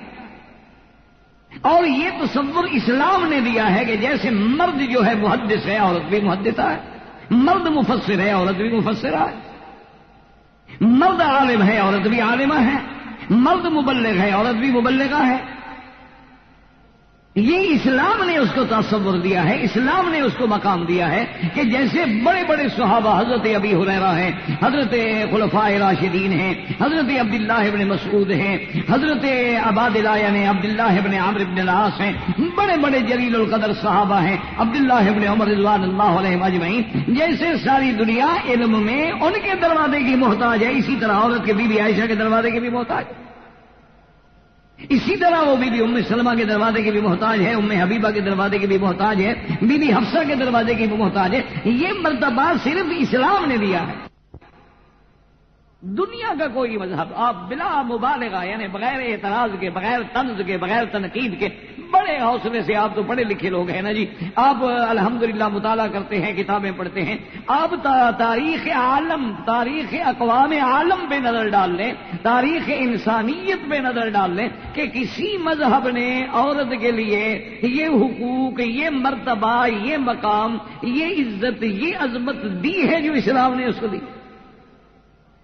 آج پورے قرآن میں آپ پڑھ لیں، قرآن کیا کہ ان المسلمین والمسلمات والمؤمنین والمؤمنات والقانتین والقانتات، اللہ کے قرآن کو کھول کے دیکھیں، جو اللہ نے مرد کو حق دیا، جو مرد کا مرتبہ وہی عورت کا ہے۔ مرد مسلمان ہے تو عورت بھی مسلمان، مرد اگر مومن ہے تو عورت بھی مومن ہے، مرد اگر عابد ہے تو عورت بھی عابد ہے، مرد اگر صائم ہے، روزے دار ہے تو عورت بھی صائمات میں ہے، مرد اگر تہجد گزار ہے تو عورت بھی تہجد گزار ہے، مرد اگر حاجی ہے تو عورت بھی حاجی ہے، مرد اگر عمرہ کرتا ہے عورت بھی عمرہ کرتی ہے، مرد اگر نماز ادا کرتا ہے عورت بھی نماز ادا کرتی ہے، مرد اگر قربانی کرتا ہے عورت بھی قربانی کرتی ہے، مرد اگر زکوٰۃ دیتا ہے عورت بھی زکوٰۃ دیتی ہے، مرد اگر صدقات کرتا ہے تو عورت بھی صدقات کرتی ہے۔ یہ برابری، یہ مرتبہ، یہ عزت اور یہ عظمت کس نے دی ہے ماں سوائے اسلام کے؟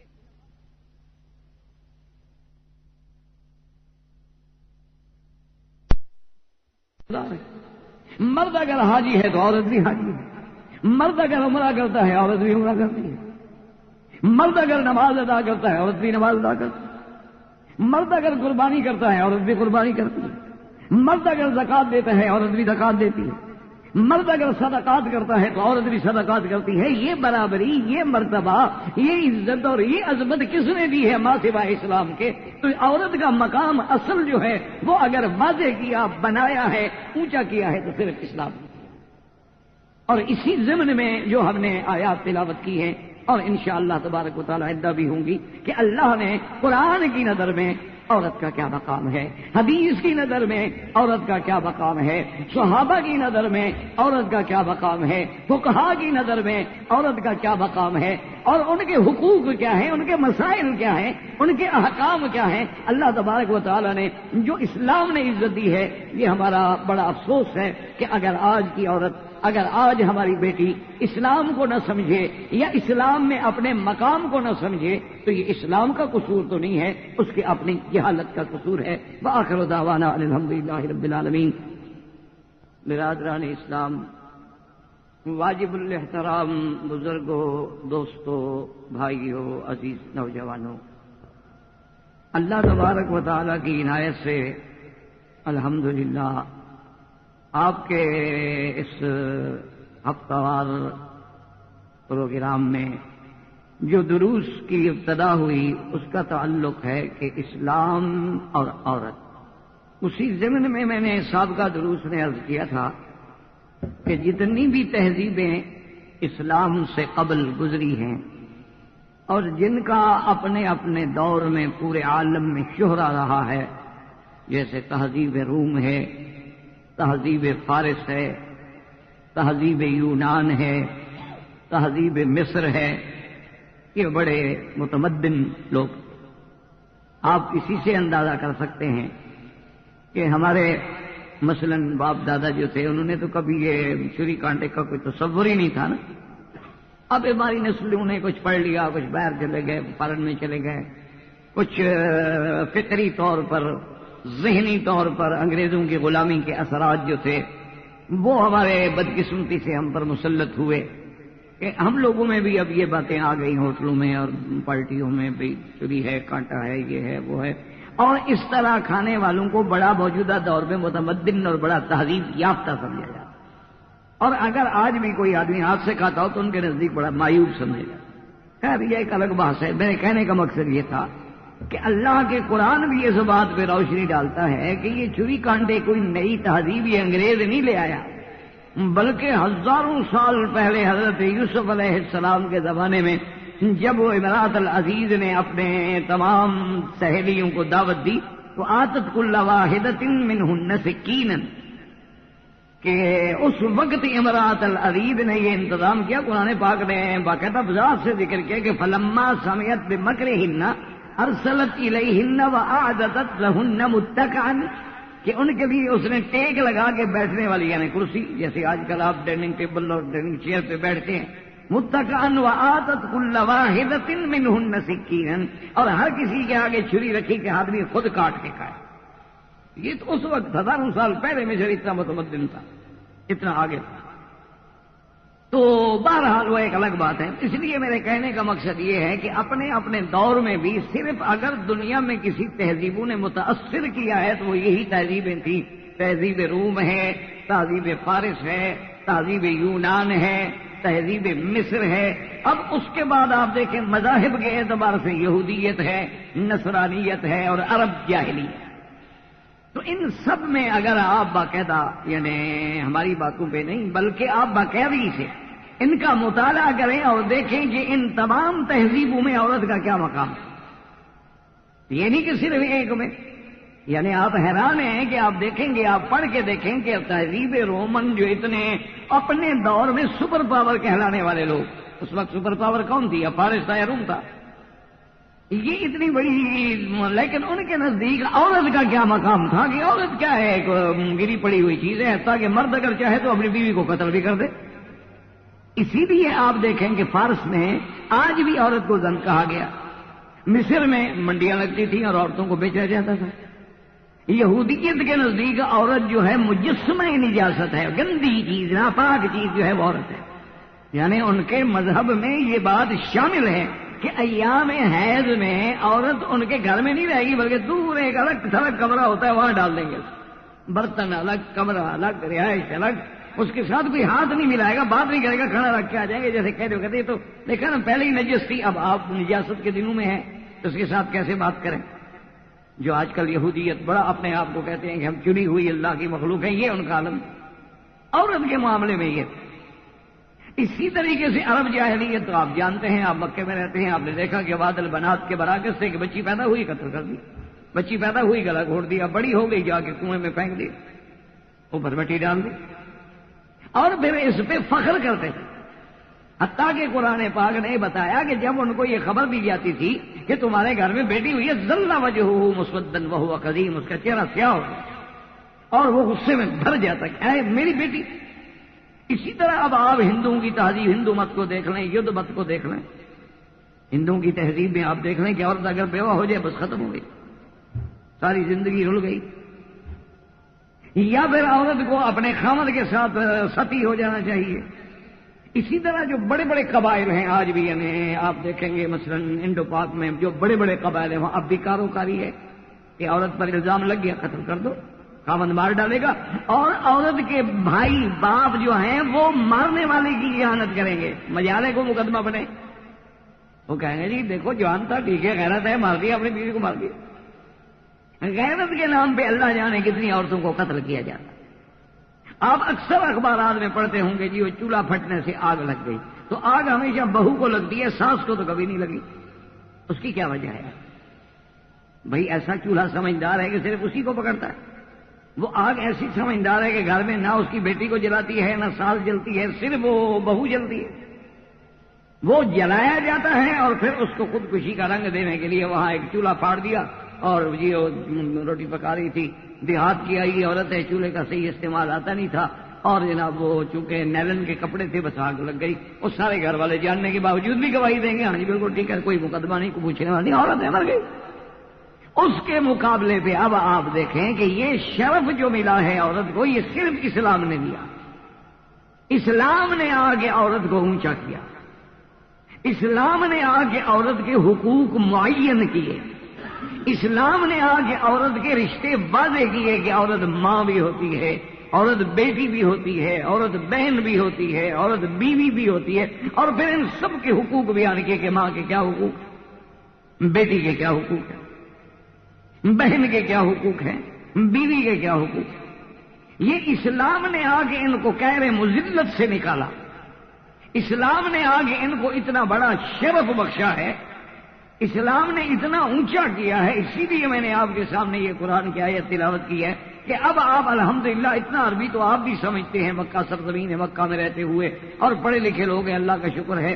یا اگر کسی کو کوئی تھوڑا بہت سمجھ نہ بھی آئے تو گھر میں بیٹھ کے اردو کا ترجمہ بھی دیکھ سکتا ہے کہ کیا کسی جگہ پر عورت اور مرد میں فرق ہے. ان المسلمین والمسلمات والمؤمنین والمؤمنات، جیسے یعنی مسلم مرد ہے اسی طرح عورتیں، جیسے مومن مرد ہے اسی طرح عورتیں ہیں. اور اس کے والقانتین والقانتات، اللہ کی اطاعت کرنے والے مرد ہیں، عورتیں ہیں. والصادقین والصادقات، اگر صدق پہ مقام پہ فائز ہونے والے مرد ہیں تو عورتیں ہیں. والصابرین والصابرات، بلاؤں پہ، عبادات پہ، امتحانات میں صبر کرنے والے جیسے مرد ہیں ویسے عورتیں ہیں. والخاشعین والخاشعات، اللہ کے آگے ڈرنے والے، خشوع کرنے والے، عاجزی کرنے والے جیسے مرد ہیں جیسے عورتیں ہیں. والمتصدقین والمتصدقات، اللہ کے راستے میں خیرات کرنے والے جیسے مرد ہیں جیسے عورتیں ہیں. والصائمین والصائمات، اللہ کے لیے جو روزہ رکھنے والے مرد ہیں ویسے عورتیں ہیں. والحافظین فروجہم والحافظات، اپنی شرمگاہوں کی حفاظت کرنے والے جیسے مرد ہیں ویسے عورتیں ہیں. اللہ نے فرمایا والذاکرین اللہ کثیرا والذاکرات، اور اللہ کے ذکر میں رات دن مشغول رہنے والے جیسے مرد ہیں ویسے عورتیں ہیں. ان کے لیے تو اللہ نے مغفرت اور اجر عظیم تیار کر رکھا. اب بتائیں کسی چیز میں عورت کو مرد سے اسلام نے جدا کیا؟ جو مقام اللہ نے مرد کو دیا وہی عورت کو.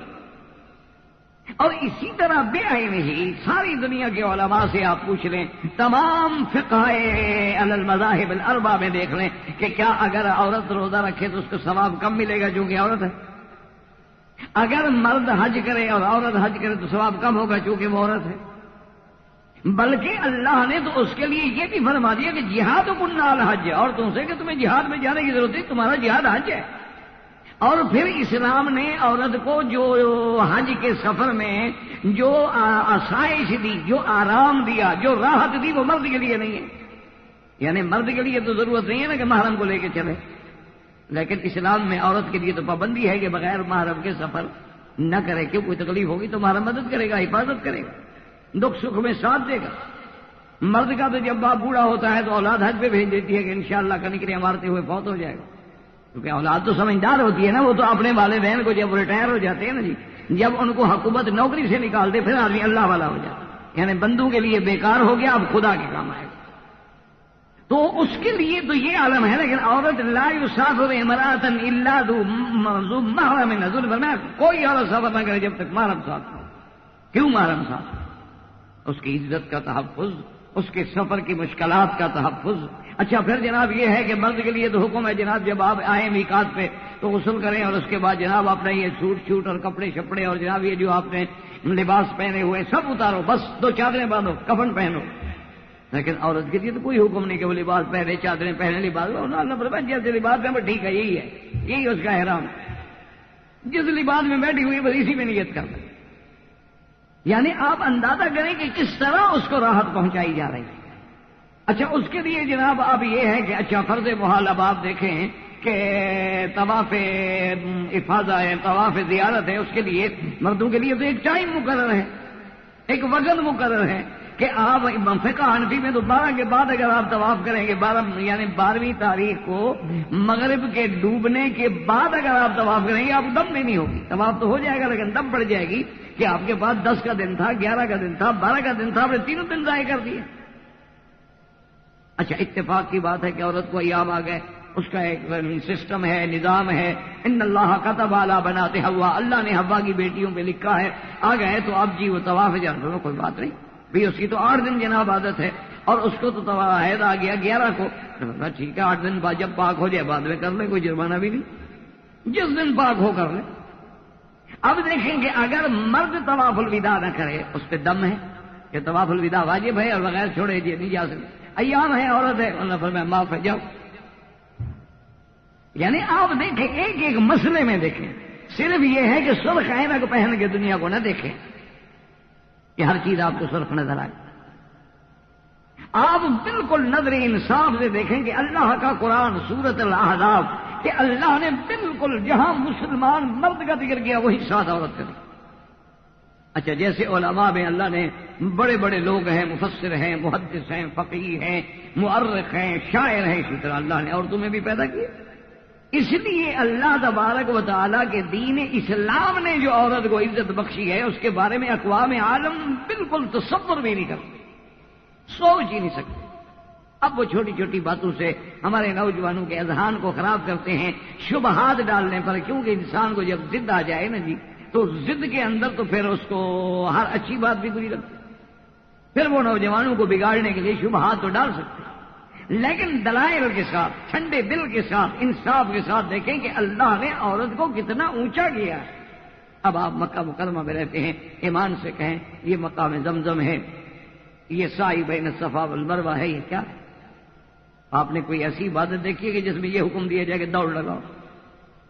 یہ کوئی ریس یعنی کہ دوڑنا جو ہے وہ بھی کوئی عبادت کا حصہ ہو؟ کبھی آپ نے کوئی تصور کیا ہے؟ وجہ کیا ہے کہ صرف ایک عورت کتنا اللہ نے اس کو اونچا کیا ہے کہ جب اس نے قربانی دی اور سیدنا ابراہیم علیہ السلام بی بی ہاجرہ کو ان کے لخت جگر سیدنا اسماعیل علیہ السلام کے ساتھ ایک ایسے مقام پہ کہ جہاں کوئی پانی نہیں، آبادی نہیں، انسان نہیں، بالکل غیر آباد جگہ ہے، اور آگے بیوی کو بٹھا دیتے ہیں، حکم دیتے ہیں کہ یہاں رہنا، ٹھیک ہے جی بیوی اتر گئی ہے، اور اس کے بعد قرآن پاک میں بھی ذکر تفصیل آتی ہے اور احادیث میں ہے کہ بیوی صاحبہ نے اس حضرت ابراہیم کے پیچھے دوڑنا شروع کیا کہ ابراہیم علیہ السلام نے بیوی کو اتارا، بچے کو بٹھایا اور ایک مشکیدہ پانی کی اور تھوڑے سے ستو اور کچھ چنے، یہ جو کچھ کھجوریں اور یہ سامان دے کے بغیر بولے ہوئے، بغیر ودا کیے ہوئے چل پڑے، تو بیوی دوڑی بیچاری۔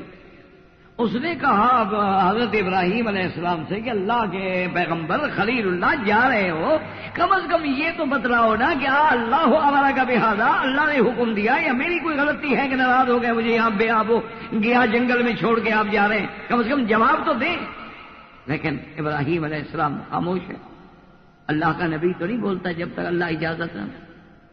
تو بعض کتابوں میں ہے کہ بی بی صاحبہ حرم سے لے کر جہاں جنت المعلیٰ کا قبرستان ہے یہاں تک پیچھے دوڑتی گئی، اور حضرت ابراہیم علیہ السلام آگے سواری پہ جا رہے ہیں اور بی بی پیچھے اکیلی دوڑ رہی، اور صرف یہ پوچھنا چاہتی ہے کہ بھی ہمیں کم از کم بات تو بتلا دو نا کہ کیوں ہمیں اتنے جنگل میں چھوڑ رہے ہو۔ اللہ ہمارا کا بہذا، کیا اللہ نے آپ کو حکم دیا ہے؟ تو صحیح روایات میں آتا ہے کہ سیدنا ابراہیم علیہ السلام نے فرمایا کہ نعم، ہاں مجھے اللہ نے حکم دیا ہے۔ بس بی بی وہیں کھڑی ہو گئی، کہا اذن لا یضیعنا حسبنا اللہ ونعم الوکیل، وہیں بس کر لو۔ کہا کہ ابراہیم اب ٹھیک ہے، اللہ کا حکم ہے تو پھر اللہ ہمیں ضائع نہیں کریں گے، اور وہی اللہ ہی ہمیں کافی ہے، جاؤ اب ہمیں آپ کی ضرورت ہی نہیں۔ لیکن آخر خلیل اللہ مقام ہے، نبی ہے، خلیل ہے، اور ابو الانبیاء ہے، نبیوں کا باپ ہے، جس کی نسل میں اللہ نے نبوت رکھ دی ہے، لیکن آخر اولاد ہے، بیوی ہے، اس کے حقوق ہیں۔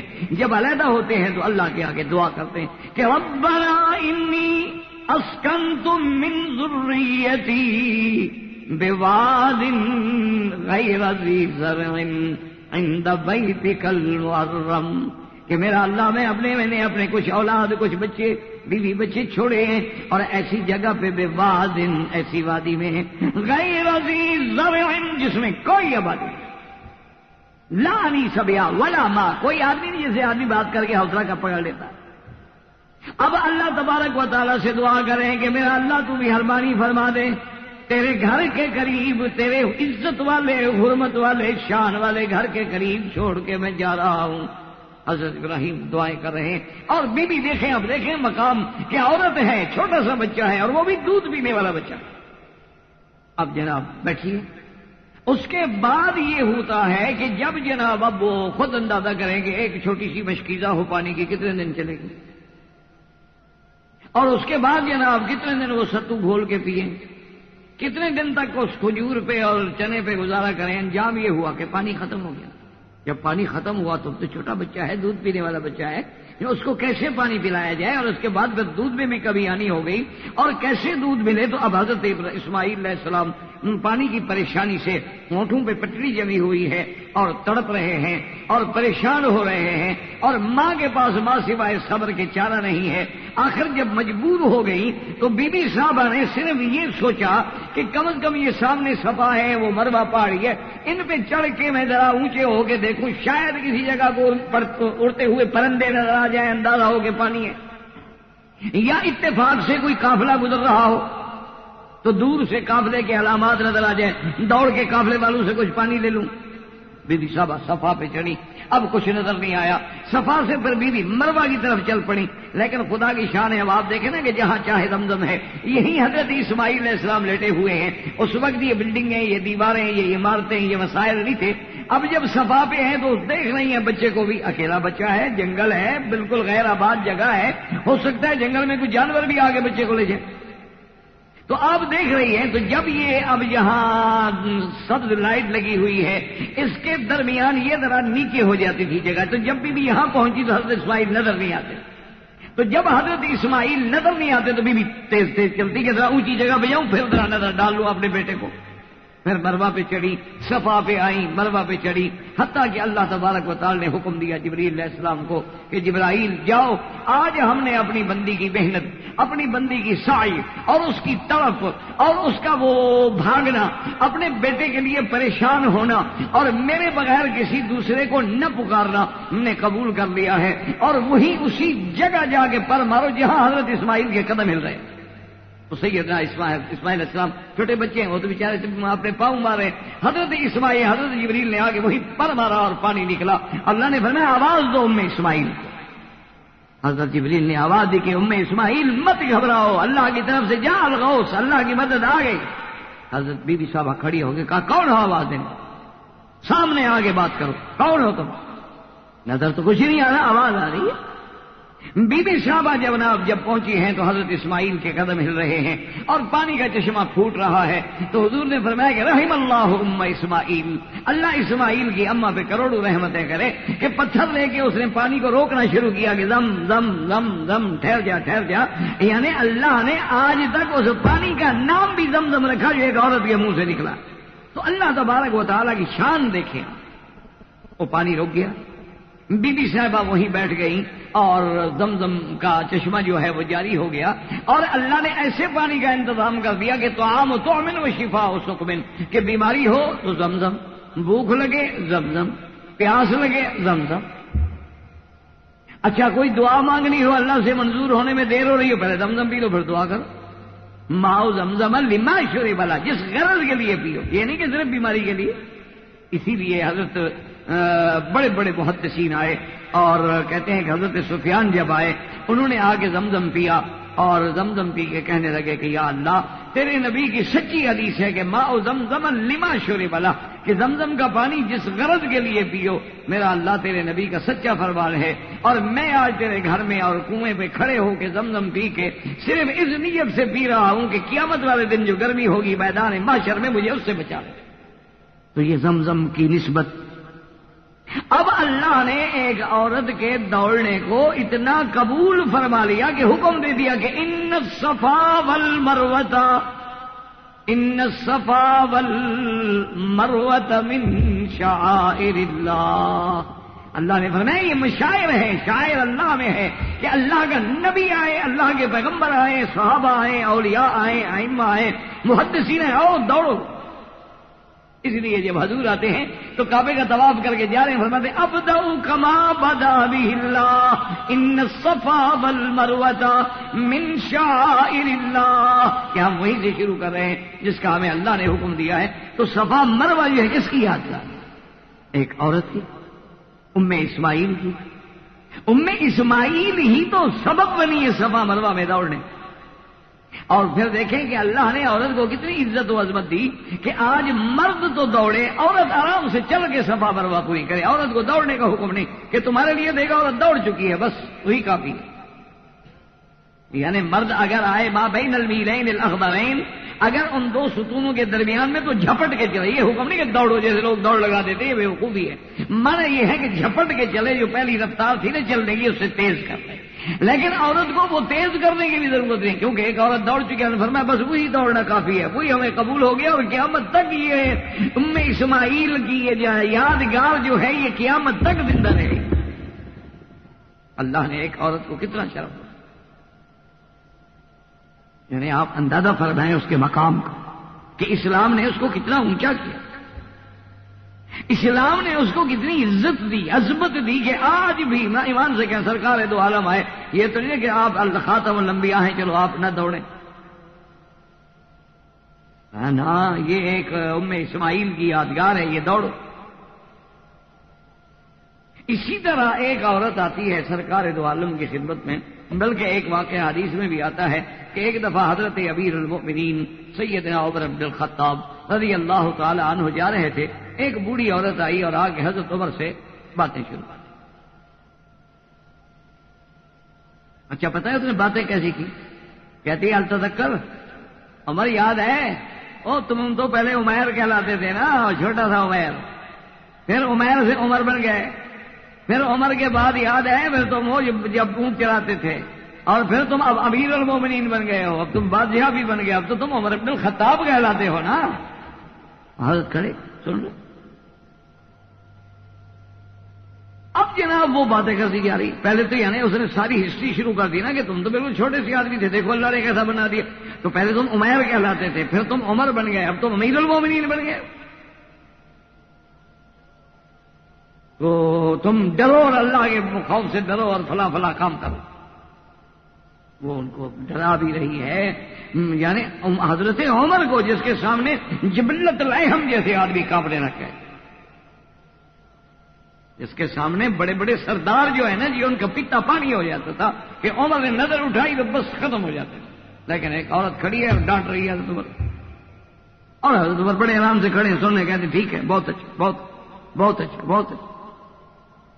اب جناب کافی دیر کے بعد جب وہ عورت ہٹی تو ساتھیوں نے کہا حضرت یہ کون عورت ہے، اس کے لیے آپ کھڑے ہو گئے؟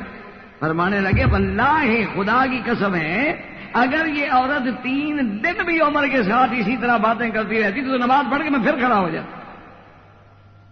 میں کیسے ہٹ سکتا تھا؟ یہ تو وہ عورت ہے جس کے لیے اللہ نے قرآن اتار دیا ہے، تو عمر اللہ نے اس کی درخواست سن لی، عمر نہ سنے، کیا کہہ رہے؟ آپ نے ثابت فرمایا ما تعرفون هذه خولة بن صالبہ، یہ تو بی بی خولہ ہے الذی سمع اللہ، جس کی درخواست اللہ نے سنی تھی، اس کی درخواست عمر نہ سنے۔ خدا کی قسم ہے 3 دن بھی اگر یہ میرے ساتھ کھڑے ہو کے باتیں کرتی رہتی وہ کھڑا رہے۔ اب آپ اندازہ کریں، یعنی نص قطعی ہے، قرآن ہے، کوئی تاریخی بات نہیں ہے کہ بی بی ہے، بی بی خولہ ہے، خولہ بنت ثعلبہ اس کا نام ہے، سرکار دو عالم کے پاس آئی ہے اور حضور بی بی عائشہ کے حجرے میں،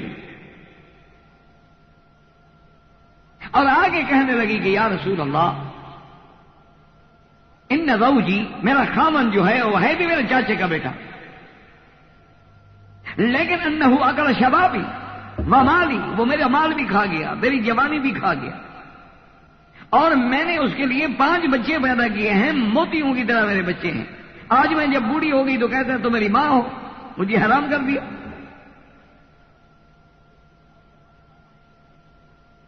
اور زمانے جاہلیت میں یہ قاعدہ تھا کہ اگر کوئی آدمی اپنی عورت کو کہہ دے کہ انت علیہ کا ظہر امی، تم میرے لیے ایسے ہو جیسے میری ماں ہے، تو وہ ہمیشہ کے لیے حرام ہو جاتی تھی، تحریم مؤبد، یعنی پھر وہ کسی طرح حلال ہو کے خاوند کے گھر آ ہی نہیں سکتی۔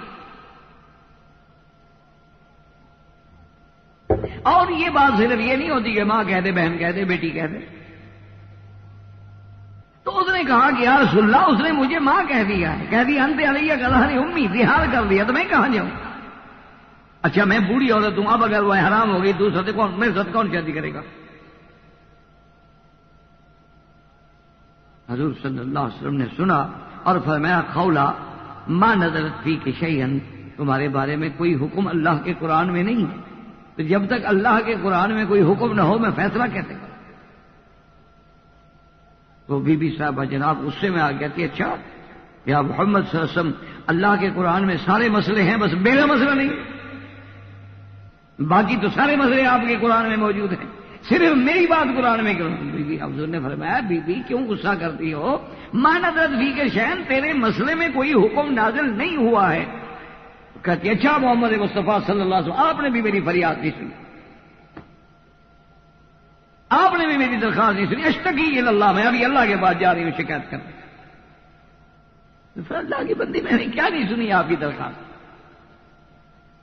ابھی وہ بی بی جناب گھر سے باہر نکلی اور اللہ کا قرآن آ گیا جبریل کہ قد سمع اللہ قول التی تجادلک فی زوجها وتشتکی الی اللہ واللہ یسمع تحاورکما۔ اللہ نے قرآن نازل کر دیا، اللہ نے فرمایا محمد مصطفیٰ ہم نے سن لیا ہے اس عورت کا جھگڑا جو آپ سے جھگڑ رہی تھی اور اپنے خاوند کی شکایت کر رہی تھی، ہم نے سن لیا، ہم نے اس کی پوری گفتگو سن لی ہے اور ہم نے اس کا مسئلہ حل کر دیا۔ حضور نے فرمایا کھولا بیٹھو تیرے بارے میں بھی قرآن آ گیا، یعنی اندازہ کریں یہ مقام ہے ایک عورت کا کہ اس کو تکلیف پہنچتی ہے، وہ درخواست لاتی ہے، اللہ عرش سے قرآن بھیج دیتا۔ کیا آج بھی دنیا کا کوئی مذہب یہ ثابت کر سکتا ہے کہ جناب ان کے ہاں کسی عورت کو تکلیف ہوئی تو ان کے لیے کوئی کتاب آ گئی، ان کے لیے کوئی دیوی دیوتا کا فرمان نازل ہو گیا، کوئی پید آ گیا، ان کے لیے کوئی انجیل میں آیت اتر آئی، زبور میں؟ کسی دنیا کا کوئی مذہب عورت کا وہ مقام پیش نہیں کر سکتا جو اسلام نے اس کو دیا۔ اللہ کا قرآن آ گیا، حضور نے فرمایا کہ تمہارا چاچے کا بیٹا جو ہے نا، تو اب اللہ نے فیصلہ کیا ہے اس کی یہ ہے کہ تم اس کے لیے حلال ہو سکتی ہو، تم پھر ہمیشہ کے لیے محبت تحریم نہیں ہوگی، کیونکہ حقیقی ماں حقیقی ہوتی ہے، منہ بولنے سے کوئی ماں تھوڑی بن جاتی ہے، لیکن سزا کے لیے اللہ نے کفارہ رکھا ہے، یہ تو نہیں کہ روزانہ لوگ غصے میں آئے اور عورتوں کو ماں کہتے رہیں۔ اس نے پوچھا حضور وہ کیا کفارہ ہے؟ فرمایا اتق رقبۃ۔ اور ایک روایت میں ہے کہ حضور نے اس کے شوہر کو بھی بلایا، کہا کہ تم نے ایسا کہا ہے؟ تو کہا یا رسول اللہ کہا تو ہے۔ قال فرمایا پھر کفارے کا حکم دیا ہے اللہ نے، کفارہ ادا کرو، بیوی تمہاری بیوی ہے، حلال ہے تمہارے لیے۔ انہوں نے کہا کہ یا رسول اللہ وہ کیا کفارہ ہے؟ اب دیکھیں یہ کفارہ کیوں رکھا گیا کہ تم نے عورت پر ایک غلط لفظ کیوں استعمال کیا؟ حضرت قرآن کو سوچیں سمجھیں کہ یہ کفارہ زہار جو اللہ نے رکھا ہے کہ اگر کوئی آدمی اپنی بیوی کو اپنے اوپر حرام کر دے، زہار کر لے، تو کفارہ دے کہ اس نے اپنی بیوی کو ایسا غلط لفظ کیوں کہا ہے؟ کیوں کہا ہے کہ تم میری ماں، کیوں کہا ہے کہ تم میرے لیے بیٹی کے برابر ہو، کیوں کہا ہے کہ تم میرے لیے بہن کے برابر ہو؟ یعنی اتنے ایک غلط لفظ عورت کے حق میں بولے، اللہ نے سزا سنے کیا ہے؟ اتقوا رقبۃ، غلام خریدو اور آزاد کرو۔ اب غلام کتنے کا ملے گا جناب؟ خریدو۔ تو حضور نے جب فرمایا اتقوا رقبۃ کہ ایک گردن آزاد کرنی ہوگی، اس نے کہا یا رسول اللہ میں تو پہلے غریب آدمی، میری یہ اپنی گردن تو ہے اور تو ہے کوئی۔ انہوں نے کہا یا رسول اللہ یہ میری اپنی گردن تو ہے، یہ تو حال ہے، اگر اس کے کٹنے سے کوئی حل ہو سکتا ہے تو یہ حال ہے، اور میں کہاں سے لے آؤں؟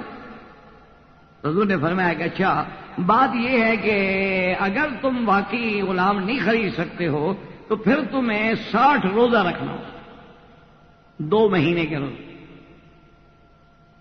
اس نے کہا یا رسول اللہ سچی بات یہ ہے کہ میں دن میں 3 دفعہ نہ کھاؤں تو میں اندھا ہو جاتا ہوں، میری نظر کچھ نہیں آتا۔ اس نے کہا رسول اللہ مجھے ایک بیماری ہے کہ میں اگر 3 دفعہ کھانا نہ کھاؤں تو میری نظر جواب دے جاتی ہے، میں تو چل نہیں سکتا، مجھے پتہ نہیں لگتا میں کہاں ہوں، میں تو 3 دفعہ کھاتا ہوں دن میں۔ حضور نے فرمایا یہ مسئلہ بھی تو نہیں کر سکتے ہو؟ کہا حضور یہ بڑی مجبوری ہے۔ تو حضور نے کہا اچھا اب آخری شکل یہ ہے کہ 60 مسکینوں کو کھانا کھلاؤ، 2 ٹائم کا کھانا جو ہے 60 مسکینوں کو، چاہے 60 انسانوں کو بلا کے ایک وقت کھلا دو یا ایک ایک کو دے دو، یا اس کا مسئلہ یہ ہے جو کھانے کا معاوضہ ہے بدل ہے وہ دے دیں۔ اس نے کہا یا رسول اللہ بات یہ ہے کہ مدینہ منورہ کے جس محلے میں میں رہتا ہوں نا، مجھ سے زیادہ غریب ہے ہی کوئی نہیں، تو وہ 60 مسکینوں کو کھانا کہاں سے؟ حضور نے فرمایا اچھا انا سنعینک کا کہ بھئی بات یہ ہے کہ باقی تم غریب ہو، میں بھی جانتا ہوں، ہم تمہاری مدد کریں گے۔ چلو ہم ایسا کرتے ہیں کہ ایک وسق جو ہے نا جی یعنی 60 کلو تو ہم آپ کو دے دیتے ہیں کھجوریں۔ تو اس کی بیوی کہنے لگی یا رسول اللہ اور ایک وسق اس کو میں دے دوں گی، ہے تو میرے چاچے کا بیٹا ہے، تو اس کے پاس جائیداد تھی نا۔ تو اس نے کہا یا رسول اللہ پھر آپ اتنی مدد کر رہے ہیں تو ایک وسق آپ دے دیں، ایک وسق اس کو میں دے دیتی ہوں، تو 120 وسق ہو جائیں گے، تو 60 مسکینوں کا کھانا تو بڑے آرام سے ہو جائے گا۔ تو اس کے بعد جناب یہ کفارہ آج تک قرآن میں موجود ہے، اور آج تک بی بی خولہ کا واقعہ قرآن میں پڑھا جاتا ہے۔ یہ مقام اللہ نے کس کو دیا ہے؟ عورت کہ ایک امیر المومنین حضرت عمر جیسا آدمی کہتا ہے کہ واللہ، کہتا ہے کیا کہہ رہے ہو؟ ہذہ خولہ، اور یہ وہ عورت ہے قد سمع اللہ جس کی اللہ نے عرش پہ سن لی اور عمر زمین پہ نہ سنے، اگر یہ 3 دن بھی کھڑی رہے تو میں کھڑا رہوں۔ دیکھیں اللہ نے عورت کو کس نہ بڑا مقام دے دیا کہ آج تک وہ قرآن میں پڑھا جاتا۔ اسی طرح ایک واقعہ آتا ہے کہ سیدنا عمر رضی اللہ تعالی عنہ، امیر المؤمنین حضرت عمر رضی اللہ تعالی عنہ کی عادت مبارک تھی یتفقد احوال رعیتہ، آپ اپنے رعایا کے احوال کی خبر گیری کرنے کے لیے ہر راتوں کو ویسے چل پڑتے تھے، ادھر چلے گئے، اس بستی میں چلے گئے، علاقوں میں چلے گئے، پھرتے رہے اور کسی کو پتہ بھی کوئی نہیں کہ کون ہے۔ تو حضرت عمر رضی اللہ تعالی عنہ اپنے غلام کے ساتھ اسی طرح کا رات کو آپ چل رہے تھے کہ چلتے چلتے جب تھک گئے تو ایک گھر کی دیوار کے قریب ٹیک لگا کے حضرت پہ بیٹھے تو آواز آئی کہ ایک عورت جو ہے وہ اپنی لڑکی کو بلا رہی ہے اور کہتی ہے کہ جلدی کرو جلدی کرو، صبح کو دودھ بیچنا ہے تو وہ دودھ کے اندر پانی ڈال دو۔ تو وہ بچی جو ہے وہ کہتی ہے کہ یا امتا، اماں یہ کیا کہہ رہی ہے؟ اما سمعت منادی امیر المومنین عمر، تمہیں پتہ نہیں حضرت عمر رضی اللہ تعالیٰ انہوں نے باقاعدہ اعلان کرایا ہے کہ دودھ کے اندر پانی نہ ملانا، مکس کرو گے تو عمر پہ ٹھیک کرے گا۔ انہوں نے کہا بیٹی تم مجھے زیادہ تقریر نہ کرو، یہاں کو عمر بیٹھا ہوا ہے، سن رہا ہے، دیکھ رہا ہے کہ اس کو پتہ لگ جائے گا کہ ہم پانی ملا رہے ہیں۔ تو یہاں کوئی حضرت عمر تو نہیں ہے نا بیٹی، کیا بات کر رہی ہو؟ ہم گھر کے اندر ہیں، پھر حضرت عمر تو مدینے میں آرام کر رہے ہوں گے، یہ رات کا وقت ہے، تہجد کا وقت ہے، عمر آ گیا، عمر کہاں دیکھ رہا ہے؟ عمر سن رہا ہے کوئی؟ تم پانی ملاؤ، چھوڑو تم اپنا کام چھوڑو، تو میں نے جا کے بیچا، انہوں نے کہا کہ نہ آیا مت یہ نہیں ہو سکتا، یہ امیر المومنین کا حکم ہے، اور اگر امیر المومنین نہ بھی دیکھ رہا ہو تب بھی ہم اس کے حکم کے مطیع ہیں، فرما بردار ہیں۔ اور پھر سب سے بڑی بات یہ ہے اماں، عمر نہ دیکھے، عمر کا خدا تو دیکھ رہا ہے۔ چلو عمر تو نہیں دیکھ، لیکن حضرت عمر کا خدا تو دیکھ رہا ہے، تو حضرت عمر وہاں سے اٹھے اور غلام سے کہا کہ اس گھر پر ذرا نشانی لگا لینا، ابھی کچھ نہ کہو، ابھی چلو، اور حضرت چلے گئے۔ پتہ کیا، انہوں نے کہا جی ایک بیوہ عورت ہے، اور پتہ کرنے والا کون ہے؟ امیر المومنین عمر بن الخطاب رضی اللہ تعالی عنہ وارضاہ۔ حضرت عمر رضی اللہ تعالی پتہ کیا تو پتہ چلا جی ایک بیوہ عورت ہے، اس کی وہ ایک لڑکی ہے۔ تو حضرت عمر رضی اللہ تعالی سب سے پہلے تو اپنے بیٹوں کو بلایا، سارے بیٹوں کو بلایا اور کہا کہ دیکھو بات سنو، میں تم میں سے کسی کی شادی کرنا چاہتا ہوں ایک لڑکی کے ساتھ، تو تم میں سے کون ہے جو شادی کرنا قبول کرے؟ اور ساتھ یہ بھی فرمایا کہ واللہ میں بوڑھا ہو گیا ہوں، ورنہ وہ لڑکی تو اتنے مقام کی ہے کہ میں خود شادی کرتا ہوں، لیکن میں بوڑھا ہو گیا، اب میں نہیں چاہتا کہ ایک نوجوان لڑکی سے میں شادی کروں، لہذا تم میں سے کون شادی کرے گا؟ تو باقی بیٹوں نے کہا کہ حضرت ہمیں تو اب ضرورت نہیں ہے۔ حضرت عاصم آپ کے بیٹے ہیں، انہوں نے کہا کہ میں شادی کروں گا، زوجنی ابھی، میری شادی بھی نہیں، چلو میری شادی کرا دیں، پھر میری پہلے شادی بھی نہیں ہے، لہذا میرا حق بھی ہے، تو زوجنی ابھی، میری شادی کرا دیں۔ تو حضرت عمر نے پھر پیغام بھیجا، جب اپنے بیٹوں کو راضی کر دیا، اور اس عورت کے بعد پیغام بھیجا کہ میں تمہاری بیٹی کا رشتہ اپنے بیٹے کے لیے مانگتا ہوں، کیا تمہیں قبول ہے؟ تو اب وہ عورت تو خوش ہو گئی کہ امیر المومنین کا بیٹا میری بیٹی سے شادی کرے، اور کیا چاہیے، تو فوراً قبول ہو گیا۔ لیکن اس دیانت و امانت سے اللہ نے عورت کو کتنا اونچا پیدا کیا کہ اسی نسل سے پیدا ہوئے حضرت عمر ابن عبدالعزیز، ان سے ایک لڑکی پیدا ہوئی، اس سے پھر حضرت عمر ابن عبدالعزیز پیدا ہوئی۔ یعنی اندازہ کریں حضرت عمر ابن عبدالعزیز آپ کیا سمجھ رہے ہیں؟ یعنی وہ جو اتنا بڑا آدمی ہے کہ جس کو لقب بعمر الثانی، جس کو ثانی عمر کا خطاب دیا گیا، یعنی اتنا بڑا آدمی ہے عمر ابن عبدالعزیز کہ جس کو لقب بعمر الثانی، جس کو لقب دیا گیا عالم اسلام نے کہ وہ دوسرا عمر ہے۔ یعنی آپ حیران ہوں گے کہ ایک جنگل میں دو چرواہے کھڑے تھے، تو آپس میں وہ بکریاں چرانے کے دوران میں ایک چرواہا کہنے لگا کہ بھائی بات معلوم ہوتا ہے کہ ہمارا بادشاہ کو اچھا آ گیا۔ دوسرے چرواہے نے کہا چھوڑ یار، ہم نے تو بکریاں ہی چرانی ہیں، ہمیں کیا پتا بادشاہ کون ہے؟ انہوں نے کہا نہیں معلوم ہوتا ہے کہ بادشاہ ہمارا کو اچھا آ گیا۔ اس نے کہا تمہیں کیا پتا ہے یار بادشاہ اچھا آ گیا؟ ریڈیو سنا تھا تو رات۔ اس نے کہا نہیں، رات اصل میں میرے بکریوں کے ریوڑ میں آیا بگیاڑ آیا تھا بکری اٹھانے کے لیے، لیکن وہ آیا بھی اور پہنچ بھی گیا، لیکن بکری اٹھائی نہیں اور چلا گیا واپس۔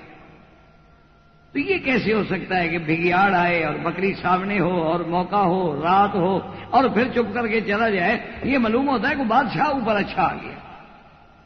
اس لیے جب بادشاہ اوپر اچھے ہوتے ہیں تو نیچے صرف انسانوں میں نہیں بلکہ جانوروں میں بھی اس کے اثرات ہوتے ہیں۔ تو اس نے کہا یار ہوگی بات، ہم نے بکریاں چرانی ہیں، ہمیں کیا پتا کون ہے۔ تو جناب بعد میں جب وہ بات پھیلتے پھیلی تو یہ وہی دن تھے جب حضرت عمر بن عبدالعزیز خلافت پہ بیٹھے تھے، یعنی جس کے بادشاہ بننے کا اثرات جو تھے وہ جنگل کے جانوروں میں پہنچ گئے، یہ اسی عورت کے خاندان سے۔ اللہ نے کتنا اونچا، اسی لیے اسلام میں سرکار دو عالم، رحمت دو جہاں، سیدنا محمد مصطفیٰ صلی اللہ علیہ وعلا آلہ واصحابہ وسلم تسلیما کثیرا کثیرا۔ جب غزوہ حنین کے موقع پر حضور صلی اللہ علیہ وسلم موجود ہیں، یہ بڑا مشہور غزوہ ہے، پہلے مسلمانوں پہ بڑا امتحان آیا، ابتلا آیا، مسلمانوں کے پاؤں اکھڑ گئے، پھر اللہ کی مدد آئی، پھر اللہ نے کامیابی دی، فتح ہو گئی۔ اور یہ وہ ایسا غزوہ ہے جس میں ہزاروں اونٹ، ہزاروں بکریاں اور بے تحاشا مال جو تھا وہ مال غنیمت میں آئے۔ صحابہ کہتے ہیں کہ حضور بیٹھے تھے جعرانہ کے مقام پر، یہ جعرانہ اب بھی موجود ہے، وہاں ایک کنواں مبارک بھی تھا جس میں حضور پاک نے لعاب مبارک ڈالا تھا۔ اب تو ٹیوب ویل لگنے سے ایسے پانی جو ہے وہ کم ہو گئے، بلکہ بعض کنووں میں پانی ختم بھی ہو گئے۔ تو یہ وہ مقام جعرانہ ہے جہاں حضور نے بیٹھ کے غنائم حنین تقسیم کیے، ساری باتیں۔ صحابہ کہتے ہیں کہ ہم نے دیکھا کہ ایک عورت آئی اور جب حضور کے قریب آئی تو حضور پاک نے اپنی چادر بچھا دی عورت کے لیے ردائے نبوت، ردائے محمد مصطفیٰ۔ آپ کیا سمجھتے ہیں حضور کی چادر کیا مقام ہے کہ اس کے لیے مٹی پہ حضور بچھا دیں؟ تو جب چادر بٹھا دی، اس عورت کو بٹھایا، بڑی توجہ سے باتیں سنی، اور وہ عورت نے کہا کہ حضور آپ کے پاس فلاں فلاں قیدی ہیں، فلاں قبیلے کے، ان کو چھوڑ دیں۔ آج چھوڑ دو۔ انہوں نے کہا حضور آپ کے صحابہ نے ان کا مال بھی پکڑ لیا ہے، وہ مال بھی چھوڑ دیں۔ انہوں نے کہا وہ مال بھی چھوڑ دو۔ انہوں نے کہا حضور ان کے سونا چاندی بھی ہے، ہم نے کہا وہ بھی واپس کر دو۔ صحابہ کہتے ہیں ہم حیران ہو گئے، کون بوڑھی عورت ہے؟ نہ تو دیکھ رہے ایسے لکڑی پہ چلنے والی ہے، بوڑھی سی عورت ہے، پرانے کپڑے پہنے ہوئے ہیں، اور مادہ میں تکلف رسول اللہ حضور سے ایسے باتیں کر رہی ہے بے تکلفی سے، اور پھر خدا کی جان جو کہتی ہے حضور کہتے ہیں ٹھیک ہے، وہ جو کہتی ہے حضور کہتے ہیں ٹھیک ہے، کسی بات پہ بھی نہیں کہتے کہ بھائی نہیں یہ میں نہیں کر سکتا۔ تو جب سارے فیصلے ہو گئے تو ایک صحابی نے حجت کر کے پوچھا کہ من ہاتھی یا رسول اللہ، یہ کون ہے؟ فرمایا اللہ کے بندے یہ میری ماں ہے، میری اماں ہے جس نے مجھے دودھ پلایا۔ یہ تو بی بی حلیمہ آئی تھی میرے پاس، میری ماں تھی، مجھ سے سارا کچھ مانگ لیتی، میں دے دیتا۔ یہ تو معمولی باتیں ہو رہی اتنے کہتی چھوڑ دو کیا ہو، یہ تو معمولی باتیں ہو رہی اتنے کہتی چھوڑ دو کیا ہو، یہ تو میری ماں ہے، امی ارضعتنی، اس نے مجھے دودھ پلایا ہے۔ ایک بی بی حضور کے اس مقام عظمت کے بعد جو آئی تو حضور پاک سے بے تکلفی سے بولنے لگی تو صحابہ یکدم ناراض۔ انہوں نے کہا یہ کون ہے؟ اللہ کے نبی یہاں آواز اونچی کرو اور عمل برباد ہو جائیں، وہ مقام نبوت کے جہاں آواز اونچی ہو، انتہبت اعمالکم وانتم لا تشعرون، اور یہ ایسے چیخ چیخ کے باتیں کر رہی ہے اور ہنس ہنس کے باتیں کر رہی ہے۔ حضور سے پوچھا حضور یہ کون ہے؟ فرمایا یہ میری بہن ہے رضائی، یہ بی بی حلیمہ کی بیٹی ہے، ہم نے اکٹھے دودھ پیا تھا تو وہ میری بہن ہے، اس سے حجت نہ کرے تو کیا کرے وہ، یہ تو میری بہن ہے، تمہیں پتہ نہیں یہ اس نے ہمیں دودھ کٹھے پیا، پھر میں چھوٹا تھا اس کے بعد یہ اس نے مجھے کھلایا، ہم کٹھے کھیلتے تھے۔ تو یعنی اندازہ کریں کہ خاتم الانبیاء، اور خاتم الانبیاء محمد مصطفیٰ صلی اللہ علیہ وسلم۔ اسی طرح جناب آپ اندازہ فرمائیں کہ حضور صلی اللہ علیہ وسلم کو اپنے لیے بھی اٹھنا پسند نہیں تھا، یعنی آپ بیٹھے ہیں حضور آ گئے تو آپ کھڑے ہو جائیں، حضور پسند نہیں فرماتے۔ اسی لیے صحابہ کہتے ہیں خدا کی قسم ہماری تمنا ہوتی تھی کہ حضور آئے تو ہم سراپا کھڑے ہو جائیں، لیکن ڈر جاتے تھے، کراہت رسول اللہ کہ حضور کو پسند نہیں، جب بات حضور کو پسند نہیں تو ہم کیا کریں۔ لیکن جناب آپ اندازہ کریں، صحیح روایات کھول کے دیکھیں کہ یہ شرف بھی اللہ نے عورت کو دیا تھا کہ بیبیاں کہتی ہیں، حضور کی ازواج مطہرات کہتی ہیں، امہات المومنین کہتی ہیں کہ حضور صلی اللہ علیہ وسلم کے گھر میں جب بی بی فاطمہ تشریف لاتی تھی قام رسول اللہ، حضور کھڑے ہو۔ اندازہ کریں مقام عظمت کا کہ بی بی فاطمہ آئے، حضور اللہ اگر نبی کھڑا ہو جائے، اور جب حضور بی بی فاطمہ کے گھر میں تشریف لے جاتے قامت فاطمہ، تو بی بی فاطمہ حضور کے استقبال کے لیے کھڑی ہو جاتی۔ یہ شرف صرف بی بی فاطمہ کو ملا کہ جس کے لیے محمد مصطفیٰ کھڑے ہو جائے اور وہ حضور کے لیے کھڑی ہو جائے۔ حتیٰ کہ ایک دفعہ جو حضور تشریف لے گئے تو بی بی فرماتی ہے کہ حضرت علی بھی لیٹے ہوئے تھے، میں بھی لیٹی ہوئی تھی، اور حضور تشریف لائے، ہم جلدی سے اٹھنے لگے، اللہ رسول کو معاف رہے تو آرام سے لیٹے رہو، بس میں تمہیں اسی طرح خوش دیکھنا چاہتا ہوں۔